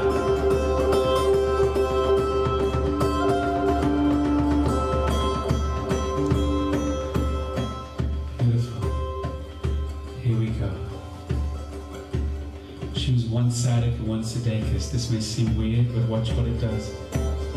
1, one great spiritual master from Avram, Yitzhak, and Yaakov, Sarah, Rivka, Rachel, Leah, Rav Nachman, Rabbi Shimon, any tzaddik in the Gemara, any tzedekah, any great holy woman in history, prophet or prophetess, choose one now. The souls of these great masters are here for us right now. They're here to help us right now. I want you to choose one and think about their name, think about the stories about them, think about their journeys, their teachings. Start to invest your soul and you will draw their soul towards you right now. Try it. Go.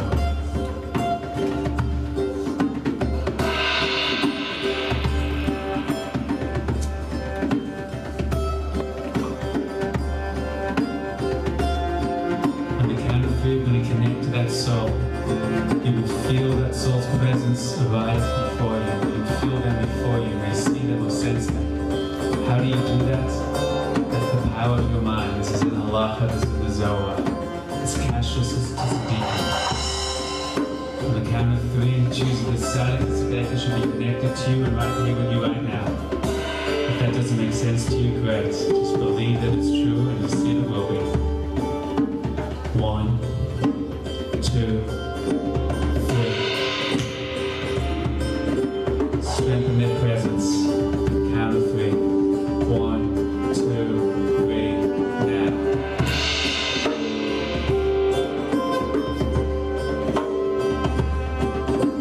Sense them and see them. Talk to them. Ask them a question or ask them for a blessing. Ask them a question or ask them for a blessing now. You now.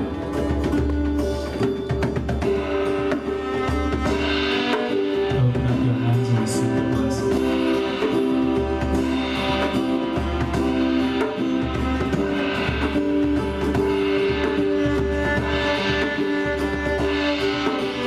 Ask them to lift up people in the room with confidence. Ask them to help you get here. We're trying so hard. Allow that light to spread now. 1, 2,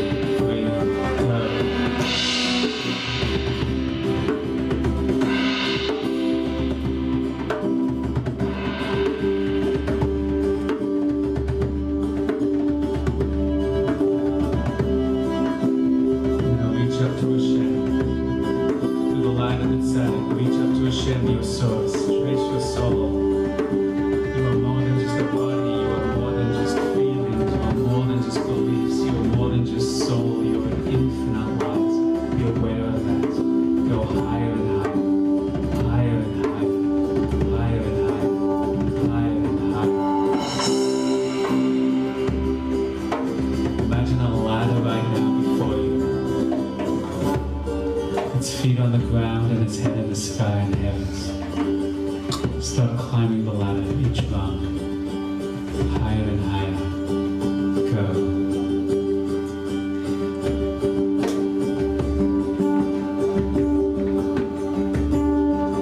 The higher you get, the more lives, the more blessing.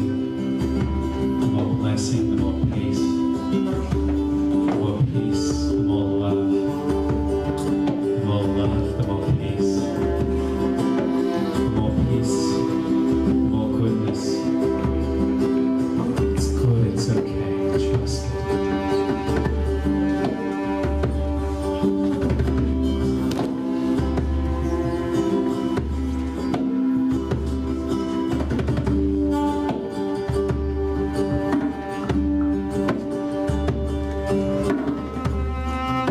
On the count of 3, when you're ready, we're going to begin to eat the fruit of Eretz Yisrael. Before we do, we're going to connect to the energy of Eretz Yisrael. I want you to imagine the borders of Eretz Yisrael right now in your mind. The space it takes up. The power of this land of energy. The journeys our people have been on. I want you to think of Rav Kook rolling on the ground with such joy. I want you to think of Abraham, Yitzhak, and Yaakov walking the land. The battles, the sacrifice, the Kedusha. On the count of 3, we're going to choose to connect to the energy of the land, to bind with it. It's going to flood our souls and our hearts with Choose and believe it. It's your land. 1, 2.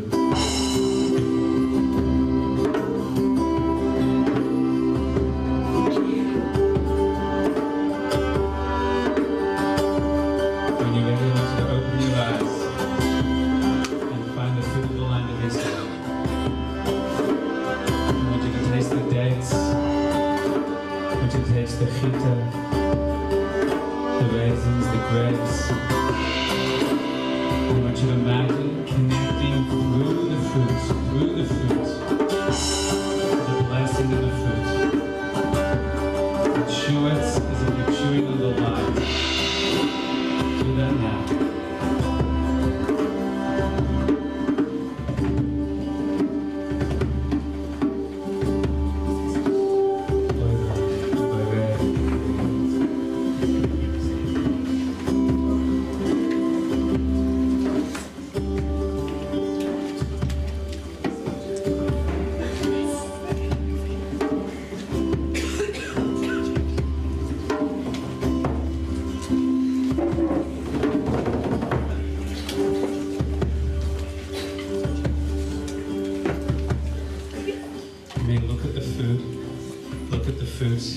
And just stare at it. You should imagine, if you will, something that's true. That this food is being given existence right now by an infinite loving God. And the taste and the sweetness of the food right now is being generated to give you pleasure. And get the pleasure from the fruit. Get the pleasure from the fruit. Do that now.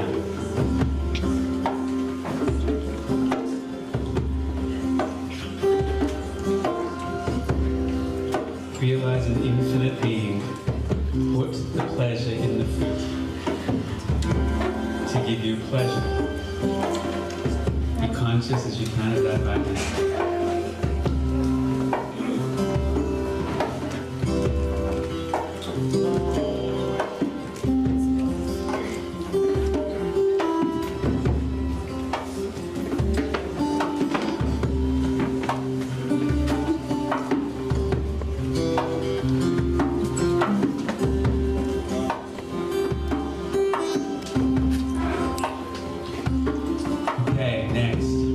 Still with me and you're feeling a little connected, raise your hand right now. Okay. Focus your mind on the next step. I want you to take something right now on the table. I want you to take a nut that you know has a hard shell. I want you to take a fruit that has a hard peel. If you're adventurous, you can do what I'm about to do right now. We're going to put the nut back in its shell. I'm going to play the game this way. The law of correspondences, it's totally fine. Hashem gets the point. I want you to put the cup upside down on the table with a knot in the center. Sometimes you have to build your own barriers to break through them.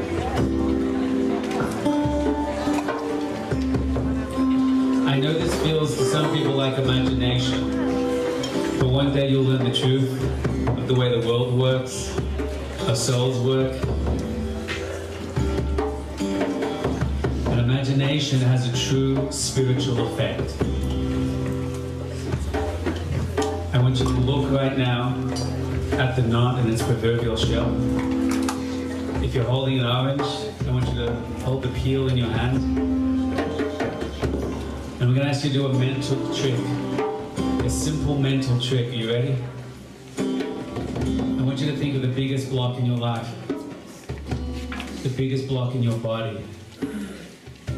I want you to think of that addiction you carry, whether you acknowledge it or still in denial of it. I want you to think of that block situation, the physical world. I want you to think of that super hardwired thing in your body that you could never break that habit. And I want you to use your mind to see it in the shell. I want you to stare at the shell and invest everything you have of that pain, of the challenge of the shell.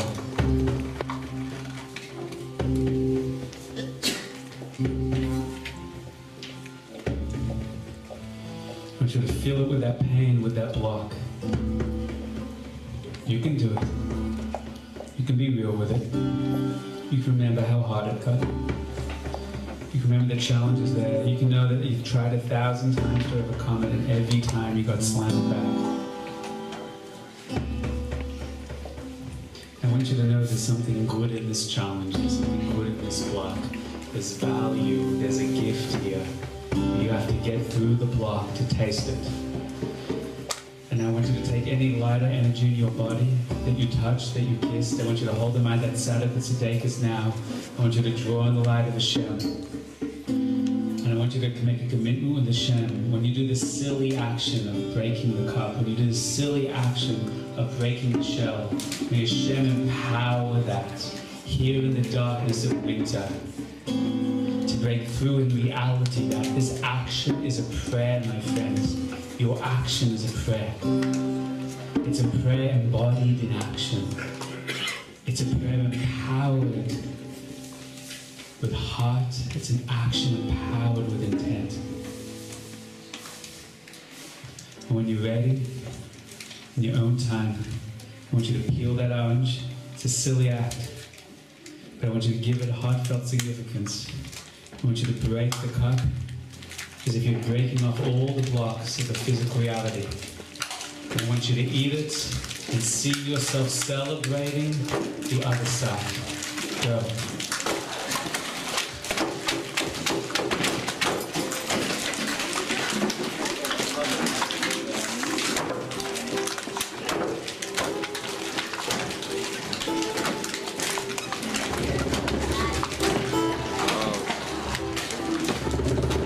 Get pleasure from the eating. That's the key. Get pleasure from the eating.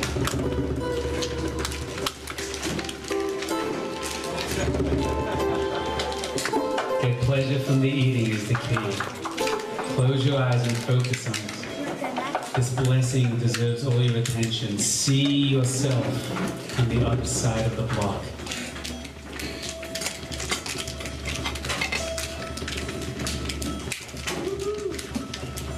When you're ready, take the white wine, fill it high, add a few drops of red. Go. The rest of it goes fast. Hold in there with us right now.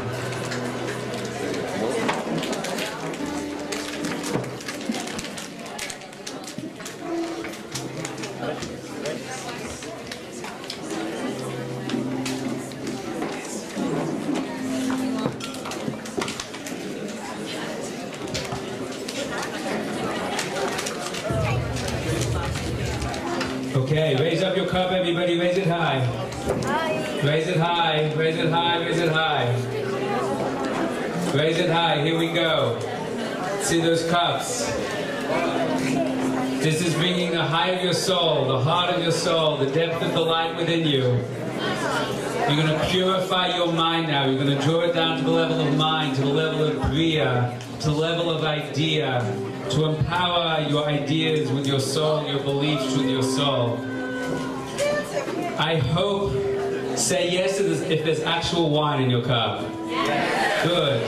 So it feels good when you drink wine, right? Good. Allow that feeling to expand you. That's the trick. It's really a shift in your consciousness.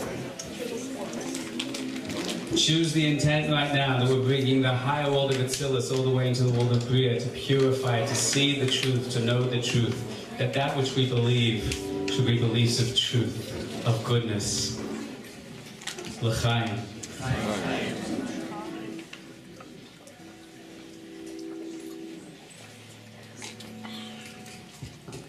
Whoa. I want you to grab right now a fruit on your plate. A fruit that represents that you can eat it easily on the inside, on the outside, but there's something inedible on the inside. Maybe that is a apricot. A date is also good.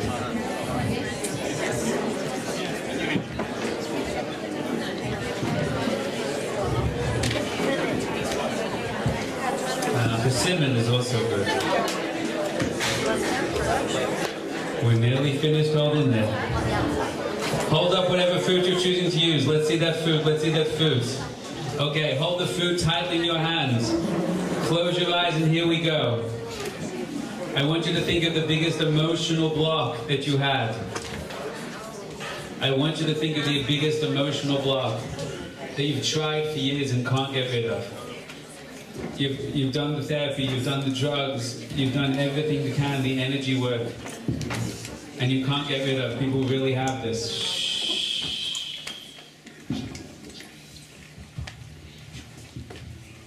I want you to know your heart is good.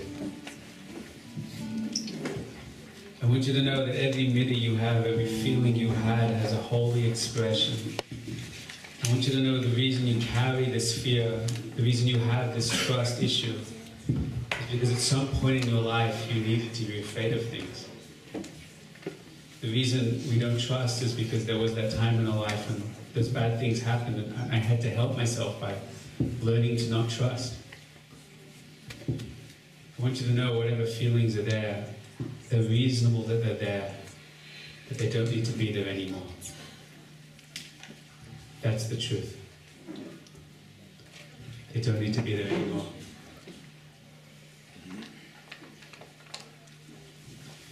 So right now, we're going to eat this fruit. We're going to taste the sweetness of our middas, of our emotions, of feelings. And whenever there's something bad in there, we're going to choose. The bad should be taken out. And Hashem, let me feel you in a beautiful way. Let my fear be awe. Let my love be holy passion for goodness in the world. May my ego be surrendered to a higher Yeshus, a higher self. May my sense of dominance, I'm not willing to give up, not be used for my ego. May I be relentless in living a meaningful life. May I be relentless in seeing good in others. May I be relentless in finding integrity, finding something worthy to fight for in the world and not stopping. May my hoid, submission, humility, may I know when to pull back. May I know when to give other people the space. May I know when to trust the process. May I know when to trust others. Yesod, may I desire to bond with the right thing. May my sexual desire for intimacy be only channeled towards holiness. May I bond in the most beautiful way. May I connect in the most beautiful way. Can I raise that to holiness? To bring heaven down to earth, to create true Paris, to not be wasteful of my energy, and to do good with all the energy I've been blessed with. Malchus, may I only manifest the best within me, and let go of all that isn't. When you eat this food, focus on that one challenge of the heart. May you commit right now for this day forward together, do this together. Hold in mind, if I can't let it go, can everyone else has shown the room be given the gift to let it go right now? Give it to everybody else, let it go.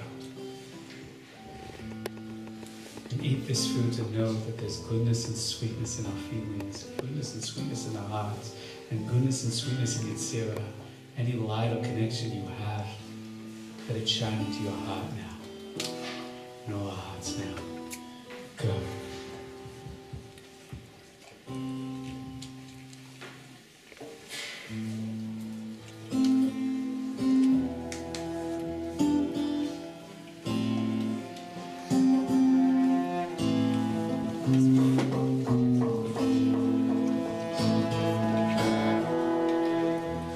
There's pleasure in the food. Taste the pleasure. Taste the pleasure.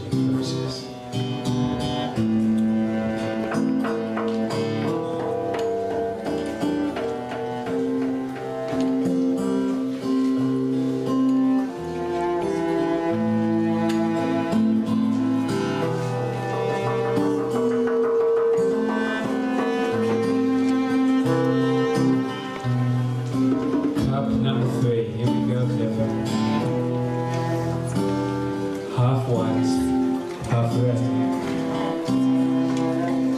You're getting a little tipsy. That's what I said, just wanted us to get.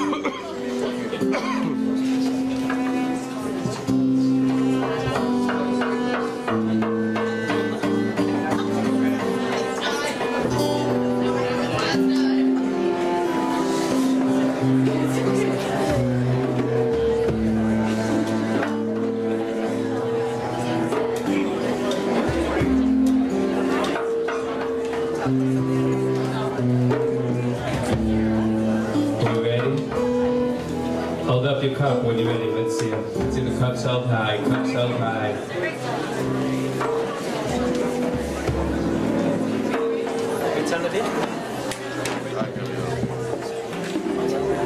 I want to tell you a story of a girl I spoke to this week. This girl has been through more abuse than anyone I've ever met. More physical abuse, emotional abuse than any girl I've ever met. She spent more money on therapy than anyone I've ever met. She's thought she was healed 1,000 times more than anyone I've ever met. And she called up this week and she said, how long does it go on for? How long does it go on for? It's not like I haven't fought, I fought. It's not like I haven't tried, I've tried. It's not like I haven't tried all the therapy, followed all the rabbis, did everything I can. And she said, I can't do it anymore. This is going to go on forever. Listen very carefully to this line. I can't do it anymore. This is going to go on forever. And I said to her, you can't do it anymore because you think it's going to go on forever. I said to her, what if I told you right now that this is the last 24 hours of your pain? This is the last 24 hours of your struggle. What if I told you right now? She said, how would you feel then? She said, I could do it, I'd totally do it, I'd fly through the day. I said, so you have the power and you have the strength. As long as you don't convince yourself that this is going to go on forever. Because we can fight the challenges that we're given, but we can't fight the challenges that we haven't been given. And the truth is they deplete us even more than the challenges we are given. Her challenge is that she believes it will last forever. And her Yetzer Hara, the Baldavar, gives her 1,000 proofs. This has happened before, so it'll happen again. And she bought that belief.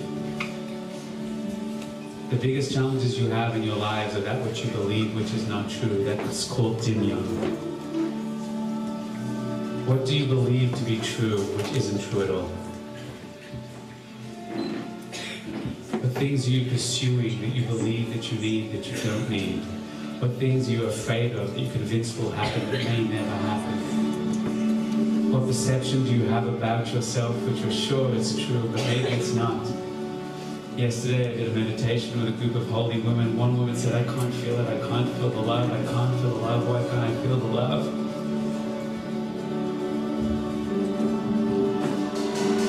I could see straight away by looking in the eyes because she thinks that she doesn't deserve it. She believes she doesn't deserve it and therefore she can't feel it. Close your eyes right now.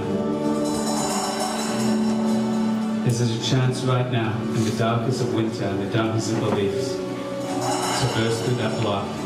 Before you close your eyes, reach for one fruit that you can eat all the way. That's transparent, that's completely good, that's completely sweet. When you open up your mind to see that everything is good and that everything is blessing, your mind is transparent. It floods your heart with good, it floods your body with good. I want you to focus on right now with the biggest belief that you have, that you want to let go of. I want you to focus right now with all your heart and soul. I want you to invest that in the fruit. I want you to allow Hashem to take it away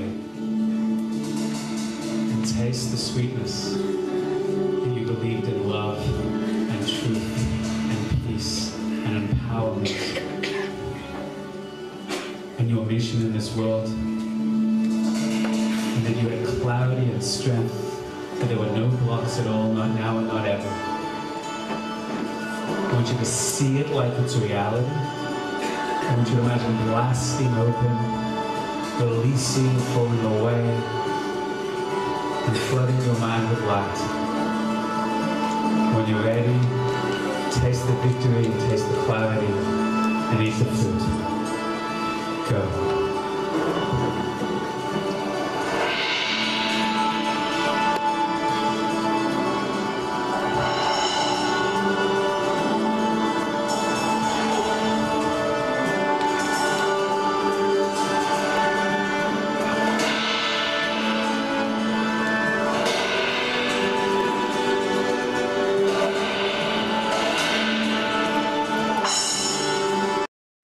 Red wine.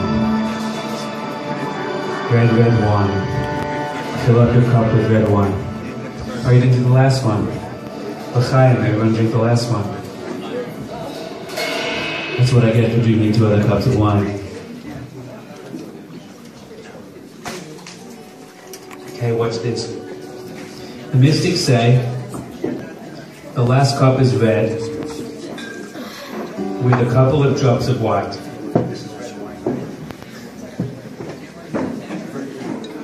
And they want to put this in their hands and then sit in their chairs.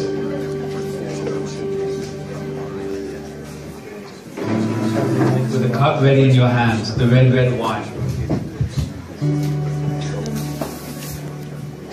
For the final step of the process, this is very simple to do.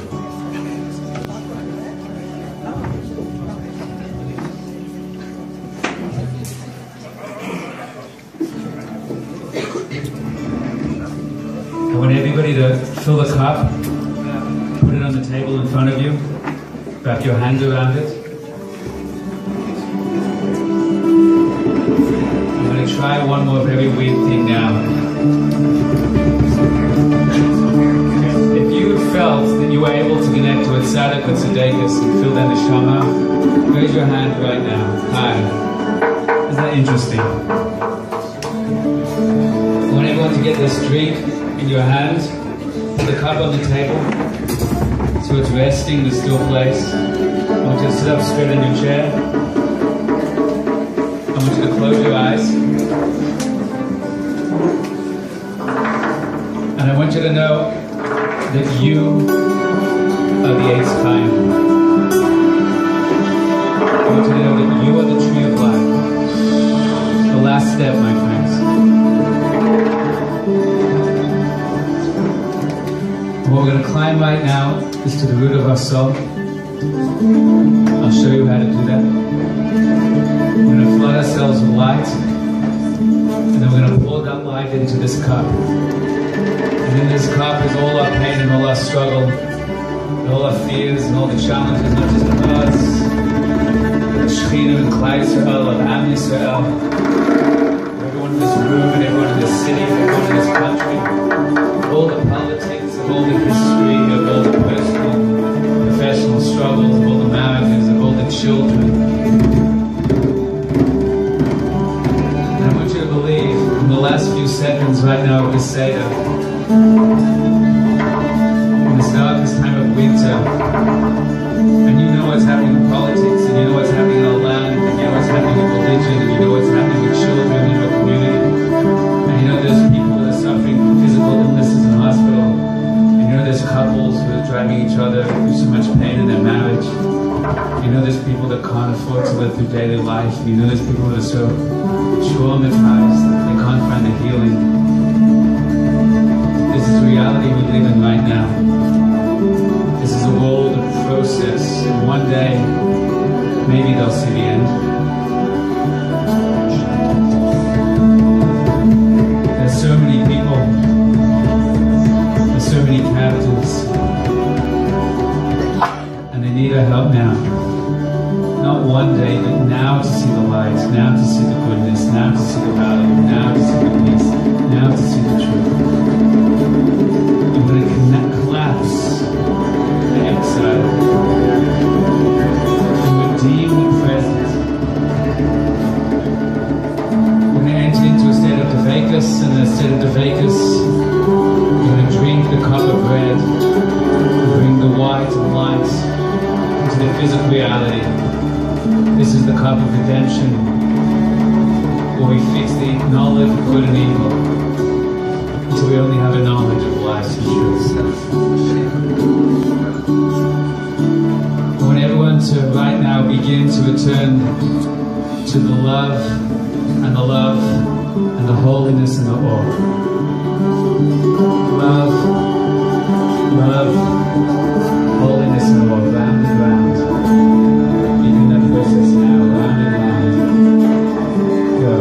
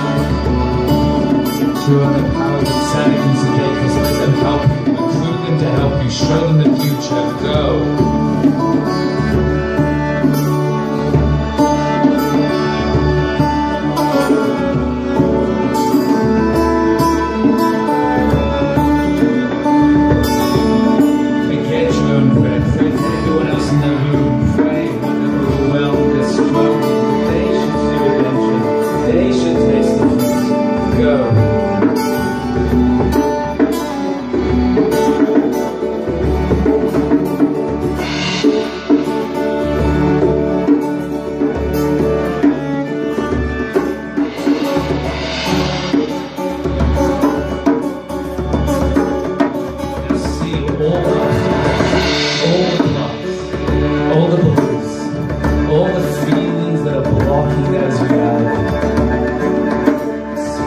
mentally, physically, emotionally, intellectually. What are they? What are they? The Balthazar, the Yetzirah, the fear, the doubt, the lust, the habit, the ego. See it clearly like an obstacle, like a shell. Like a shell blocking you from tasting that destination. That fruit, see it clearly, know it clearly. Go.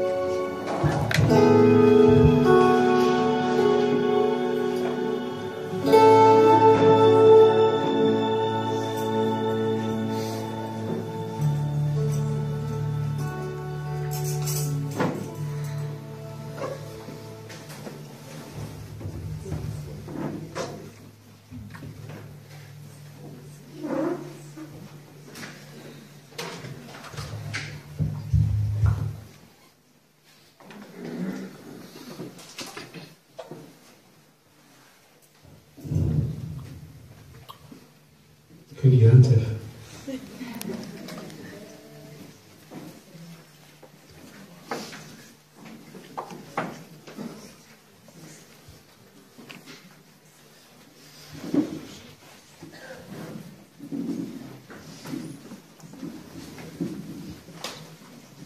It's not easy to run a Tu B'Shvat Seder.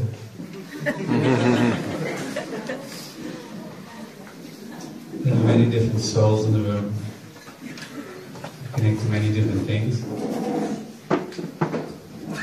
Sometimes you feel in the zone and sometimes you don't. There's a lot of variables. But I think it's something incredibly special in trying. To have the courage to try. The courage of coming together. Some people are able to connect in a deep way. Some people don't connect in a deep way. Some people leave feeling elevated. Some people leave feeling frustrated.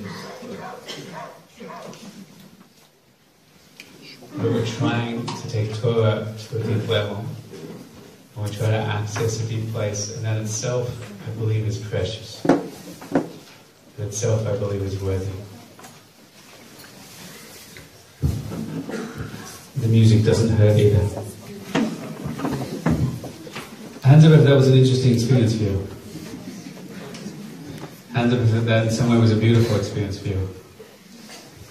Hands up if you feel in some way more deeply connected at some point through that process. Hands up if you're able to connect to a tzaddik in Vegas and feel that the neshama was with you. Hands up if that's pretty weird for you. Have another glass of wine, that will help. We have exactly 120 seconds left. Would anyone care to share anything unusual that happened in there for them? If you don't, have another glass of wine, that will help. Rachel, is it? Rachel?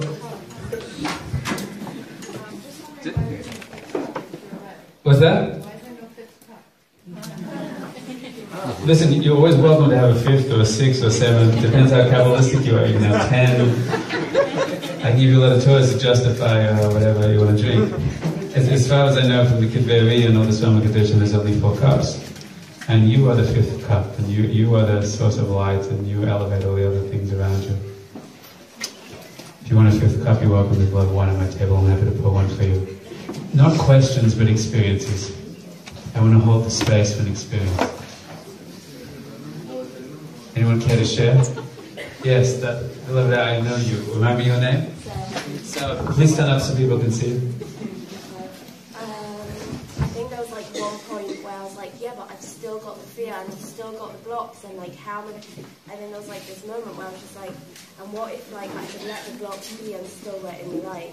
And then there was like later on in the experience, like I was still feeling blocked, but then I just felt like when you asked like us to like imagine like post, you know, the blocks and like this a lot of trauma that I've been like holding on to for a lot, like for always, and it's like there's a certain point where I just saw like the darkness and the light kind of like going into this dance, and then I've met a lot of people in the last week in Israel who all like been having extreme like mental health issues and like pain, and I just like brought them into that circle, and wow. I just felt like there was like this place where within the pain there could be a source of light as well. Wow. And it doesn't need to be neat and packaged in, but it was amazing. Like, I didn't have to resist the pain, but accept the pain, but acknowledge in that place that light could flood it and surround it, and they could exist together. We mentioned the other day that all the Chesed, light and darkness together, all the Chesed is Gematria Yisrael. They were able to hold place for light and darkness because the light itself, darkness itself is a revelation of Hashem. That's what it means. He got to the other side and the walls weren't there, because even the walls themselves, even the blocks themselves had a gift themselves. So they say. I saw a lot of tears or things happening in there for you. Sounds like you had a good time. Anyone else care to share? If you could stand up just so everyone... A lot of smudged makeup, that's usually a good sign. No, that's okay. Not that I noticed, I'm just saying. So, in the beginning when you said that, in the beginning you said feel something like an experience of love, and then of holiness, and then of awe. So, before there were like 3 different elements, I had to take myself into 3 different rooms. And then as it went on, I started to do like this dance, and also I started dancing through each room, and then eventually the ceiling became the stars, which was my awe. The dancing what I've experienced, that took me to that place of Kedusha, I was dancing, and then that place of love became a chuppah. So, for me, the tzaddik that I was taking was the Rebbe, and he was marrying me under the chuppah. It's usually the chuppah Rebbe, by the way. Sorry, the Lubavitch Rebbe. So for me, it all became a chuppah. That's what it became. Whoa. It was a chuppah with Hashem, and then it was a chuppah with me. And all my life I was very troubled by all these kind of things of the Chassidus and Kabbalah about imagination. You can imagine the lights, you can imagine the lights swirling around you, you imagine the chuppah. I was like, that's very nice, it's not a mystical experience, it's imagination. And then I finally found the source that explained it to me in a way my mind could understand, that imagination is the tool we use to teach our supernatural soul what to tune into. And when you begin with imagination, then you shift beyond imagination into a direct experience. Hands up if you experienced something like that before. So the mystics say that you can feel when it crosses over out of imagination. Like, oh, she took off the ceiling and then imagined the stars, and then she imagined the chuppah. But I don't know this young lady. I hope I don't know this young lady, but you'd pass if I did. But it's not like you're trying to imagine that. You imagine at the beginning, and then suddenly it's given to you. Yeah, suddenly the image became... The Vilna Gaon, it's supposed to say the soul begins to feel the image to you, what's happening to it above. That it's creating a chuppah. That it's taking off your ceiling and revealing an infinite connection. There's a deep reason we use imagination. Anyone else care to share? Yes, Rebbetzin, over there. The loudest, if you could stand up and people can still not see you because there's a pole behind you. Yes. I don't want to stand. Have another glass of wine. The Jewish taste, the Muslim.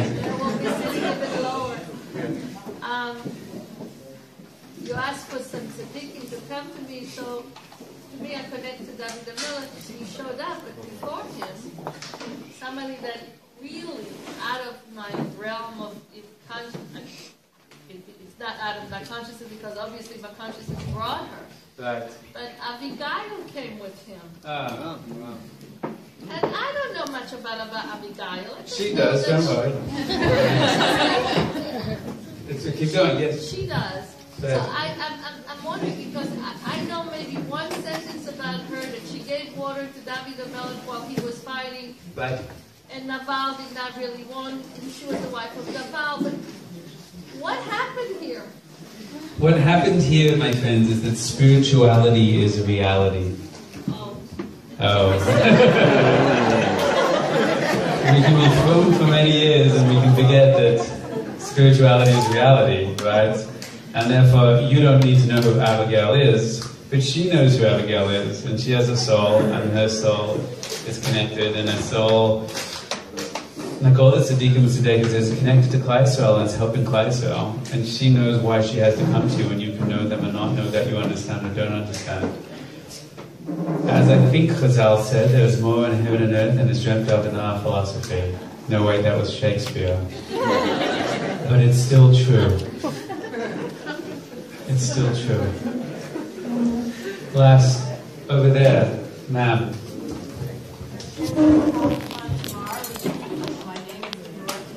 Your name is Tamar and you called upon Tamar, yes? That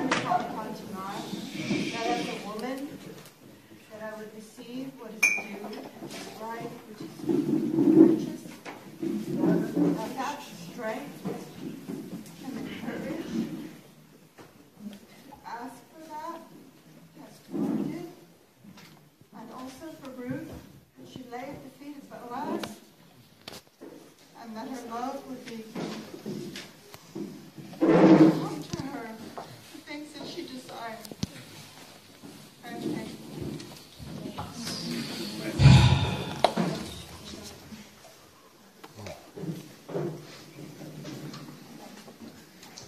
It's amazing to me how biblical we are in our souls.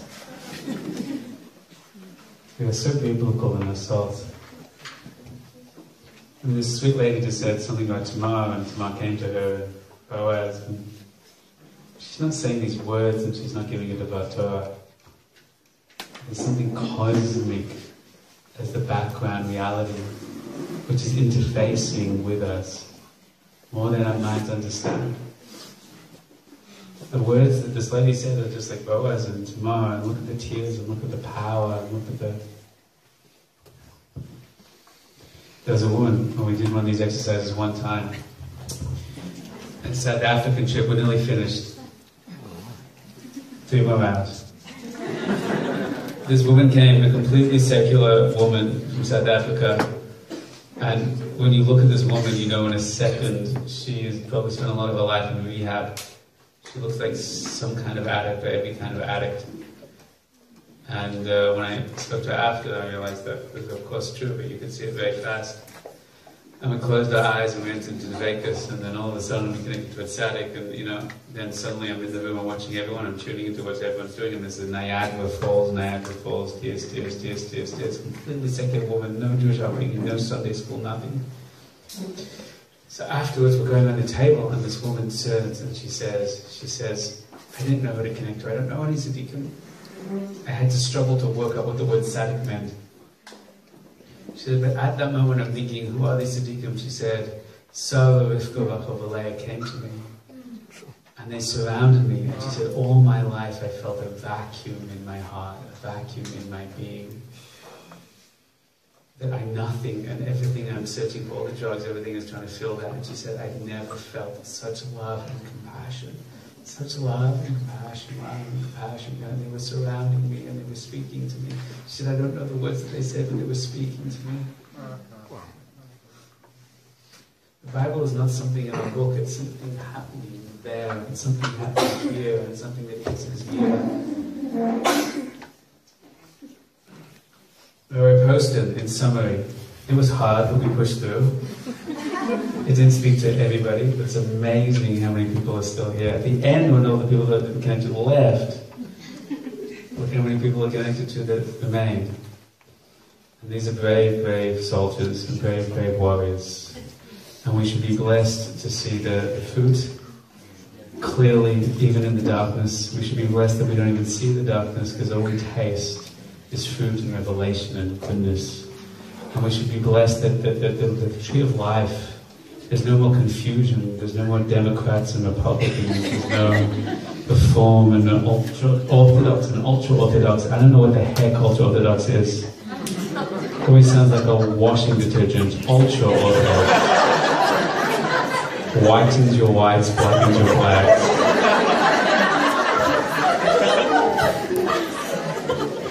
But the Chayim, the life of life, and the tree of life, is that there is no winter, then there's only light, and there's only goodness, there's only peace.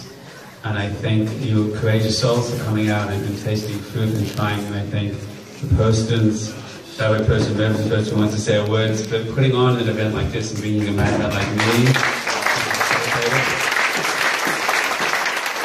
And I thank my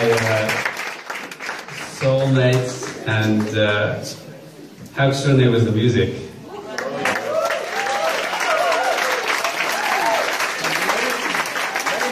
I always wish that I could turn the volume down on that Katz guy and just listen to the music for a while. I don't know why he feels the need to talk over the whole thing. But I had this idea for a long time that prophets use music to get to prophecy, and therefore we should use music to get to meditation. But and I had this theory about how many musicians we have to go through to find people that play from a deeper place. It says that the prophets went into a state of prophecy and then they played, and that's what triggered other people's prophecy. And these are the neshamas that play from already a deeper place. If you want to be drummers, Nebuch. And they have a guitar, Nebuch, they're gonna some heavy metal band. He's my son, there's the father, so I have to be careful what I say. But there are some. But when these neshamas play, again, it's a nice thing for Rabbi to say, the mamash playing to my high place, they made that thing up. And I've heard them do that and again, that in the meditation windows, they're connected to us and something coming out, which is representing us, which is what music is. It's channeling into a kli. And every musician, every performer, every rabbi worth their salt knows that everything you plan and write in the script before is irrelevant to what comes through in real time. And I do my best to channel in real time and to meet musicians that channel in real time. All their skill gets channeled into revelation. Their skill gets channeled into revelation. That's what you get in the room, right? And it's supposed to have nation of these Heilige Yidden. I just want to share that when the rabbi was mentioning, thinking of a neshama. So my mom passed away many, many years ago. And she actually... I was feeling her presence before the rabbi got to the stage of welcoming the higher soul. And as we were playing the music, I was experiencing as I was like the music was happening and I was watching it, and the presence of my mom was there, and the experience was that I'm being shown or being played the music that she's listening to. I can probably count on one hand how many times since she passed away I actually felt the presence. So it was and it was all positive. It was all very soothing and feeling happy with a big smile. Yeah, thank you. Wow.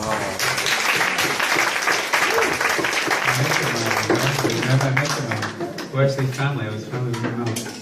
Very, very fast. Okay, I have a personal question. This is the father. That's my son. Wow. This is all. I have a personal request to make. I decided it's going to take some courage. We're going to do it anyway. And just follows on from what my son just said. My wife, Olive Sholem, was an incredible lady. Everybody knows me. Olive Solomon knew her. Beryl Solomon knows what an incredible lady she was. She loved the world loved her. She loved God. She brought God into everything. Whoever you were, but in such a natural way that it was just so natural. It was like revelation, revelation. She had a genius for life.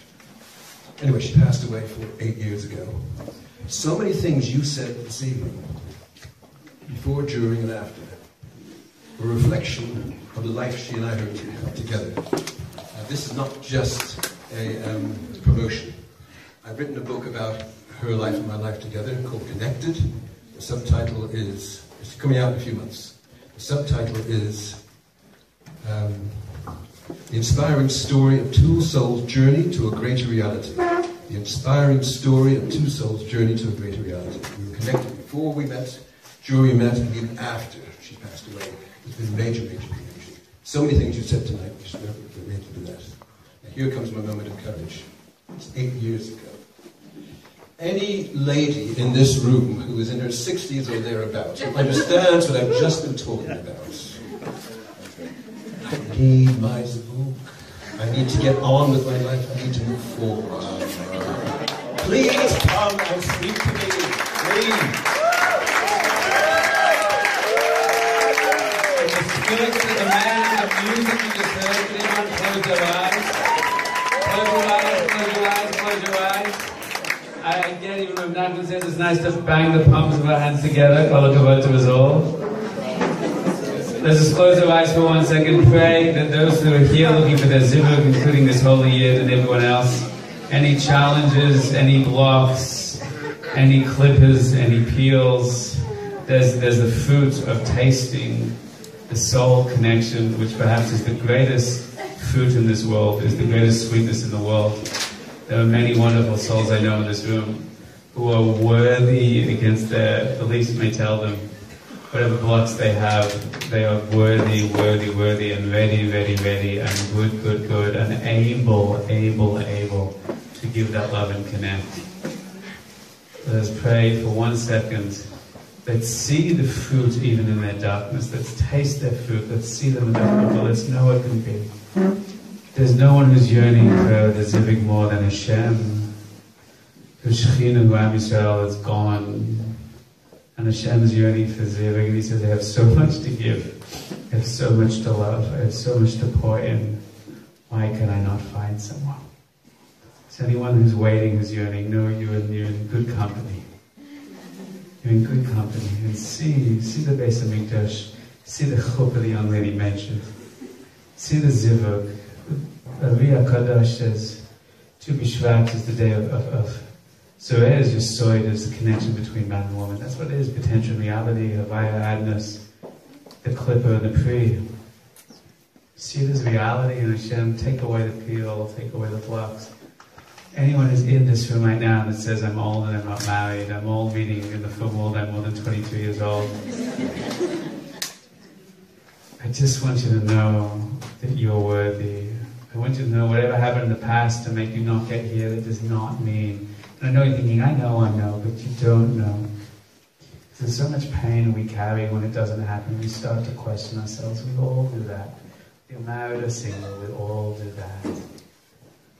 See the chuppah's reality. See it for them. See the love happen. See it for them. See the zivug happen. See it for them. See the soid happen. See it for them. See all the clippers.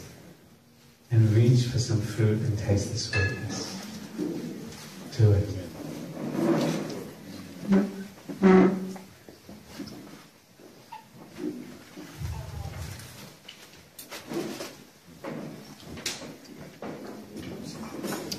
Okay, I've said enough. Rabbi Katz would like to say the final words. Please don't jump up before he says, I thank you, even though it was hard for many of you, even though some of you did not connect. I thank you for your courage to try. Don't give up. You're one block away. You're one slight thing away from connecting the deep way. Please sit in your seat for 1 second, Rabbi Katz. I would like to thank Nuriel so deep, so profound what they contribute. I would like to thank Rabbi Katz. I don't know if people complain to him what was that emotional, spiritual, imaginational stuff about. But I thank him for all the good work he's doing to help his people and creating platforms like this, all different speakers of all different varieties. Because he knows that we are diverse and our community is diverse and Batu is diverse, and he's trying to find different shidduchim, different shviim, to find people who can find their connection and their path to the goodness of our heritage contribution. I thank him for the, if I never get another opportunity, I thank you for this opportunity. And thank you for all the holy work you're doing.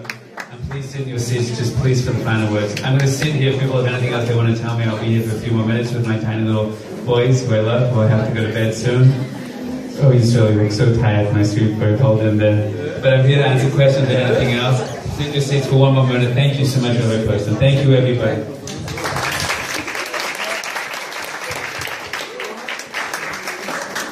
Wow. So if I could just get everyone's momish attention for like 2 whole minutes.